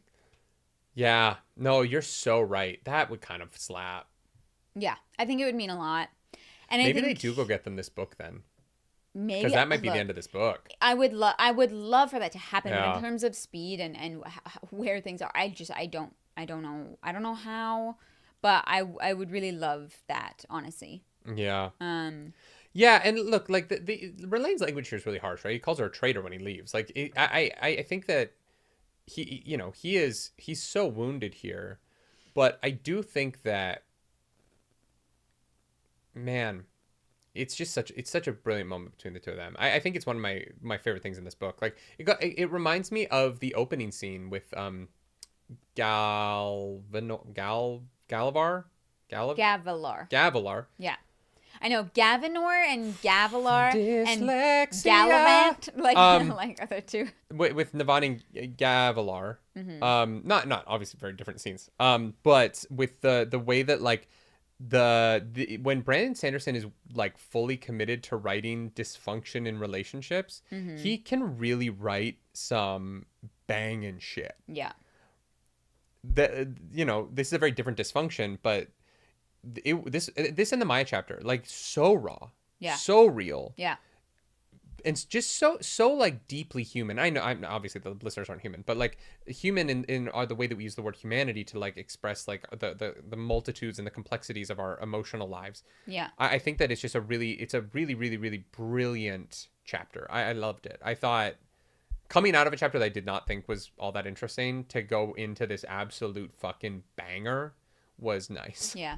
Yeah. I agree 100%. And so Venli goes off, finds Dull and Mazish, and is like, hey guys, we gotta get everyone together. We're leaving. I got this letter from Raboniel, and we are gonna go tell the Oathgates we're getting out of town. We're heading out. Chapter 97. Freedom. Oh boy, this is I thought by the title that we were gonna wake up all the Radiants. I thought the end of chapter 4 was gonna be all the Radiants are awake, because it was like freedom. I was like, oh, they're free because they're awake. It is not. No, it's so much sadder than that. Yeah. Navani conducts her experiments, and she's able to create. Oh, before we get we get to chapter, in the epigraph. Yeah. This is why I think that you might be right about the weakening of the bond thing, because the epigraph ends with, we need to release Bioda Mishram, for I believe that in confining her, we have caused a greater wound to Roshar than any ever realized. Yeah. I think that might be where the Dead Eyes thing is possible. I think that Dead Eyes weren't possible before. And I think that this greater wound to Roshar that Kalek is talking about here is going to be relevant to that. That's my theory. Chapter. Yeah. No, yes. I think that there's definitely a connection there. For sure. Yeah, so the chapter is Navani is able to make anti-void light. Yep. Crazy. She makes a bomb. Yes. By using a vacuum. Because she has a Dyson. Yes. So, okay, so Stormlight, these lights, they're not actually light. They are vibrations. And liquids and gases and energy. They are all things. They're mostly energy, so you need a vacuum, which is the absence of sound, to be able to create anti-void light. You need to in order to make void light into anti-void light, you need to put the liquid gas element of void light into a vacuum so that it loses the rhythms part. The vibration. Yes. On Roshar, the rhythms of Roshar. So that when it reconnects with a new rhythm on the other side and it adopts that rhythm, it becomes the anti-void light before it hears the rhythm of Roshar again. Which is why you can't use this stuff off planet yet. But this is the information that Mraize needs to take Stormlight off planet. Right, because it is the rhythms of Roshar that keep the Stormlight invested? In order to be it's not the right word, but radiant off Roshar, you basically have to play as a bard. Yeah, because you have to be rocking music all times. You literally need to keep this shit in a vacuum, and then when you want to take it out and use it somewhere else, you need to play the music of Roshar. And the tones of Roshar, yeah. Basically, like Radiants on other planets are gonna have their AirPods in, just rocking out to fucking like pretty much. My Little Soda Pop. Jim, thank you so much for Jim Finn gifted memberships. Thank you for 5 members. That's fucking incredible. This is definitely the most memberships I think we've had in a book club. No, there was some early Wheel of Time stuff where shit got real dumb. I think we had one where we got like 200 in a session. It was stupid. I don't know. I think it was like the last book club of Eye of the World. Maybe. Got like real stupid. Maybe. Y'all are mad lads. Thank you. I'm always catching books. Thank you so much, Jim. That is very, very, very appreciated. Thank you for throwing books at Nerdy. Please throw books at me. If you meet me at con, just throw a book at me. I will keep it though. In your lab. I know. Oh. I just want books. I want free books. No, I think that this is the answer to Mraize's problem, which is so fascinating. Probably, yeah. It's right under his nose now, and he doesn't know. But she figured out how to make these invested things work off planet, and it's by playing a violin or some shit. Yeah, just got to keep pitch whistle with you at all times. That's why Hoyt has his flute. I mean, you're probably right. Yeah, probably. Anyways, so Navani sets a trap for Raboniel, where she leaves... Well, Raboniel walks in and is like, oh, this is interesting. And Navani's like, how the fuck did she find that? I know, literally immediately. But she's like, it's fine, I have a backup plan. Yeah. I'm going to make Raboniel explode herself because I know what Raboniel is going to try and do to this, and I know what the effect is. So, Navani grabs her notebook, leaves the room, and is like, I just need some air. And walks out and lets Raboniel fucking bomb herself. Yeah.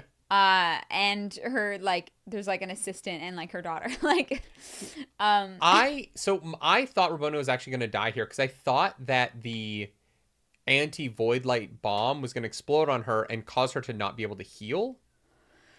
It doesn't go that way though. Raboniel is fine. Yeah.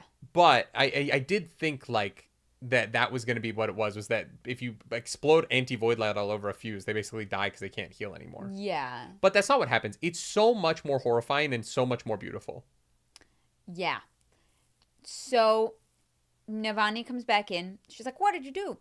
And Raboniel's like, I need you to make me another one of these immediately.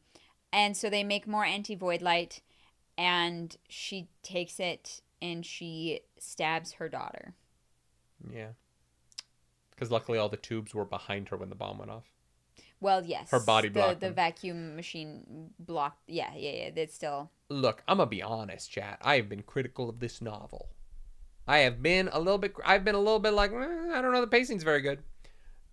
This moment was fucking all-time from Brandon Sanderson. This chapter, all-time Brandon Sanderson chapter, without a doubt, right? Mm-hmm. Like, this shit was so fucking good. It slapped so hard. It got into, like, the exact thing I said that the Spren don't have about immortality, of the banality of the negative consequences of immortality. Yeah. It was thematically just so rich in, like, what it means to be a mother, how far literally Raboniel did all of this. Navani relating for her daughter. to Raboniel, like, in that moment where they've both experienced this, like the most horrific thing a parent could experience. Oh, 100%. Yeah. Like, and she was like Raboniel looks like just a person grieving. Yeah. Right. That they. Because she is. Yeah. Their shared experiences should be stronger than their differences. Yeah. Ernest Hill, thank you for that super chat. Thank you. This chapter and the relationship between Navani and Raboniel elevated Raboniel to one of the best villains in Stormlight. I don't even think of her as a villain, but I agree with you. I mean, she is antagonist for sure. But yeah, incredible. Well, she is planning on killing all the Radiants. Yeah. She's planning on using the dagger to fucking boop them one at a time, so maybe...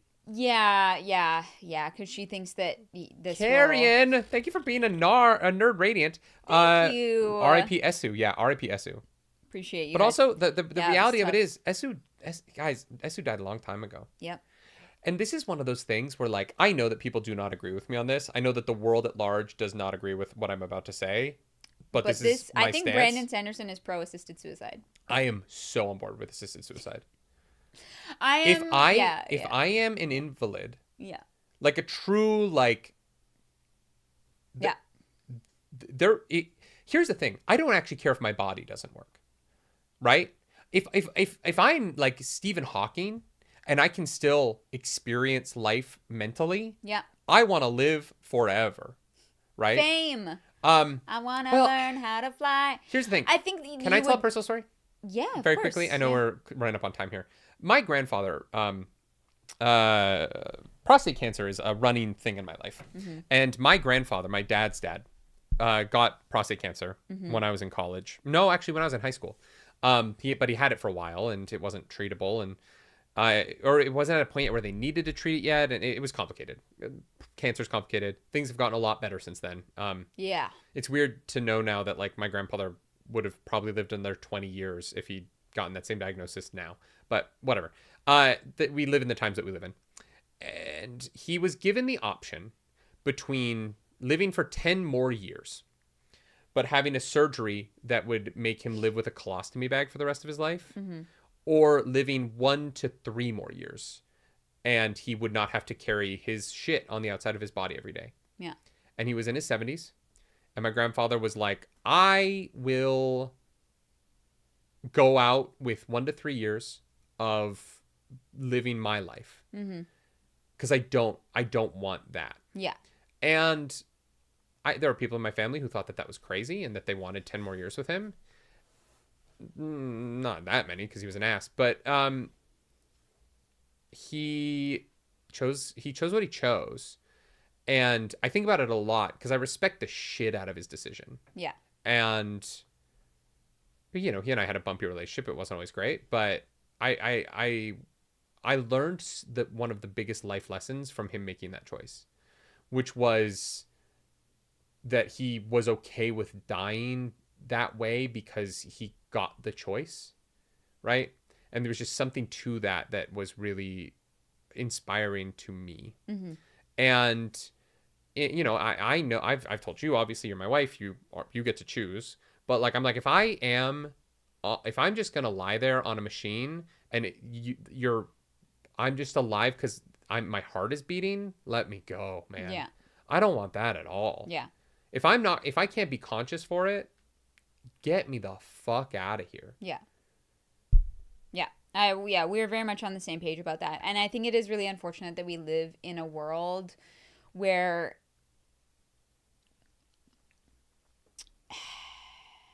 where there are people that would take advantage Yeah.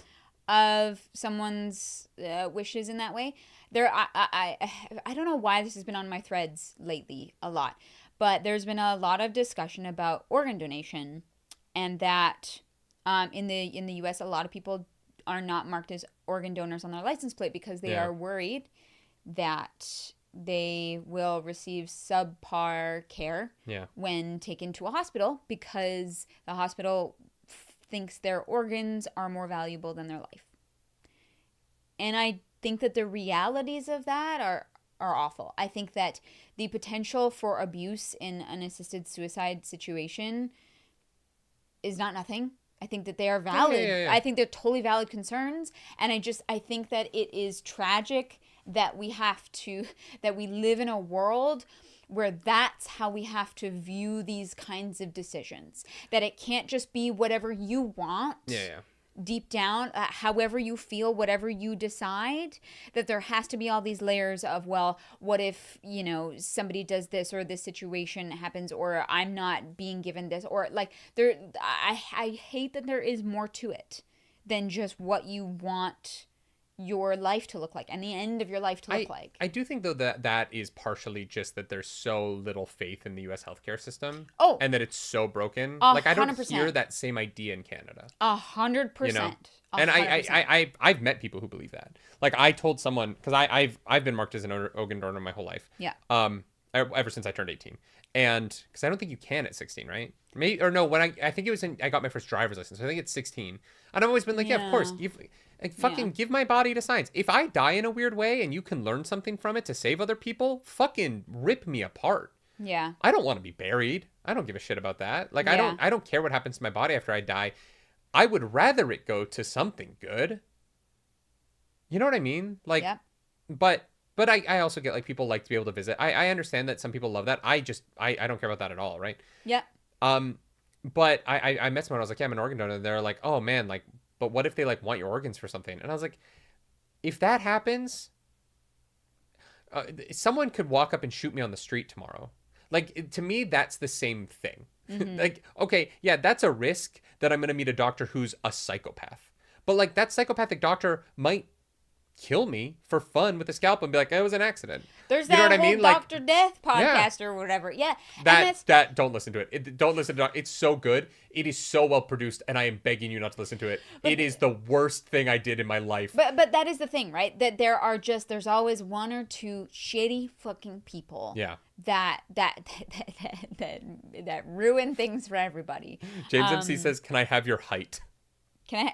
I don't think that's how that works. Honestly, if I could, I'd give it to you.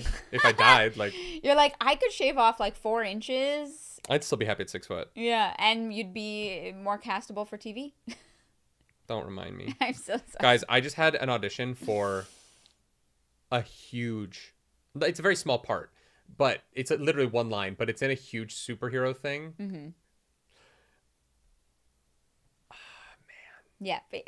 I've had a bunch of really nerdy shows that I've auditioned for lately, and I keep not getting them, and it is starting to like get hard on my like mental health, because I just want one line in one thing so bad. Yeah, for sure. And I've had some really cool auditions lately that I haven't gone my way, and it's always tougher when I love the property. Like, if it's like some show, I'm like, oh, whatever, you know? Yeah. Cross, when I got the audition for Cross, I was like, I don't really care if I get this or not. Or like, it's always a thing where you're like, there's no way I want the job, right? But like, I don't love the show. Whereas I've had a couple auditions where I was like, just want to be on the show. Yeah, I just want to wear a costume. Anyways, we have a hard out today. Yeah, we have 5 minutes. So, but I do think that was a valuable conversation, and I think that it makes this moment, like with Raboniel, so heartbreaking. I want to say, banger chapter. Yeah. I think part 4 does not... there's not nearly enough plot motion in part 4 for me. It is a wild choice to spend this much time on not progressing the plot. Yeah, but this moment, the Relaine and Venli conversation, for a lot of people, the Hoyd dream scene, and Navani getting the title. Those 4 moments are bangers. And the Maya. I keep forgetting about Shadesmar. I just keep forgetting that plot line is in this book. Yeah. The Maya Adolin stuff is fantastic. Yeah. I think other people probably love the Shalan stuff more than I do. I liked it a lot. It just I didn't love it. But I think I've kind of become a little bit uninterested in Shalan in this book, unfortunately. Yeah. If I'm just being honest about my feelings. Yeah. Yeah. That's fair. Yeah. Interludes. Clarus. Oh my God, there's 3 interludes to talk about. Yeah. Oh no, we have 4 minutes. Interlude 1. What was it? Hasina calls out fucking Liren on his bullshit. Thank God. Great. Fuck Liren. Banging. Hasina's right. Liren can go suck a chode. Yeah. I hope he chokes on it. Interlude 11 is Aiden, which is the little kid. Oh, yeah. Who... This kid definitely dies in part 5, right? Or becomes a radio. I really hope so. I really hope not. We cannot keep bonding children. Yeah, well, that's the thing. We cannot keep bonding children. Yeah. It should be like 21 years old. Like, you should have to be at least 21. Yeah. Although if you're a singer, I actually don't know what that translates. That might be like 8 years old for singers. I'm not sure. They age much faster, so someone's going to have to do that math. And then finally, Taravangian receives a visit from fucking Ja'anat, and she's like, here are 2 beads to get Odium to come to the Nightblood thing. I'm really glad that in the background of this book, Ja'anat is doing stuff to move the plot forward. Yeah, Ja'anat is really setting up the entire finale of this novel by herself. Yeah, here's some corrupted Spren. It's going to make Odium show up. Good luck. Ja'anat is like, oh my God, these humans are literally just fucking around doing random shit. I will be the protagonist. Mm-hmm. I won't be in the book very much, but I will literally set up all of the final conflicts. Because I'm assuming Marae's in the tower with becoming a Radiant is going to be in part 5. And Odium and Nightblood confrontation is going to be because Ja'anat. Like, Ja'anat's literally, like, setting the table by herself. Yeah. Honestly. Yeah. One of the, like, what I would have imagined to be, like, bad guys, right? In like, early books, I was like, oh, Unmade, that's bad, right? But there's so much more complicated than that. I love the complicating of the Spren. Yeah. I honestly just wanted more of it. I just wanted more of, like, what does an Honor Spren's day-to-day look like? Like, what do they do that makes it worth living? Yeah. What do they enjoy? Yeah. I don't know. I didn't get that out of that. Thank you so much, all, for book club. Hell yeah. High, low. Clarus, what's your high? There are so fucking many I said we were going to go 2 hours today. Remember that? Yeah. Hilarious. He does this to me all the time. He's like, no, I'm actually, like, serious. Like, I think it's going to be a shorter book club today. And I'm like, whatever you say. And then it never is. But that's both of our faults. I think I'm gonna have to pick. I'll pick the Maya stuff. Mm-hmm. Because it hurt and it was great, and it's really hard to pick that between that and the Raboniel ending. But I'm gonna pick Maya for today. That is my high. That moment was very well earned. Yeah. What's your low? Flashbacks, man. Same. What a momentum killer. Yeah, same. To be like, do you want to see information that you already know? Yeah. They're rough, man. What's your high? No, what's your low? I said same. Oh, okay. Sorry, I didn't want to like jump your low. My high is since you didn't take it, the bonus stuff. The chapter 97 is fucking incredible. Yeah, I was like, if I don't take it, you'll take it, so it's fine. It's a remarkable chapter, like genuinely remarkable chapter. Also, it's honorable mention of the Venli Relaine conversation. I loved that. I think the pace of this book is kind of a mess, but I think that this book has some of his best individual moments. Yeah. It's sort of like Words of Radiance again for me. Like, there's some of the coolest things he has ever written in this book. And so people who are like, I love the book, I get it. Like, there's fucking banging stuff in here. I just wish it came together better for me. Yeah. But like, chapter 97 is up there with the best chapters he's ever written. Yeah. Like, I mean that, no joke, no facetious, no nothing.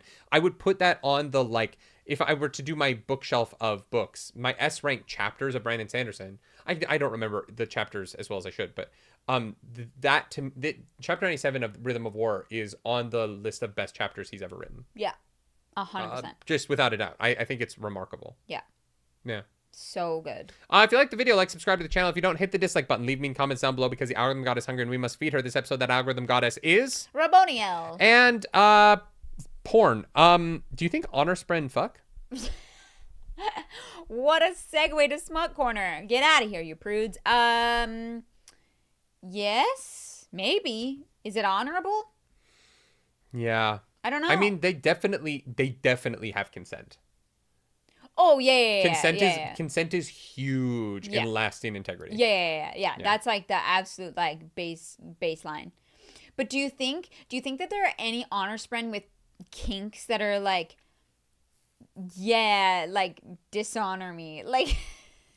Yeah, but they still do it with consent so that it doesn't of course kill them. Oh yeah. no, they fully plot out what's going to happen beforehand, beginning, middle, end. It's the contract scene from 50 Shades of Grey. Yeah, 100%. I also think that when we find Adolin and Shalan immediately after day 2 and he's just lost, she just gave him like the wickedest sloppy toppy of her life. Hey, he needs She just sucked his soul out of his body. All right, everybody, do something nerdy night. We gotta go catch a flight. Thanks, mods. We will see you in 2 weeks. Bye. Bye.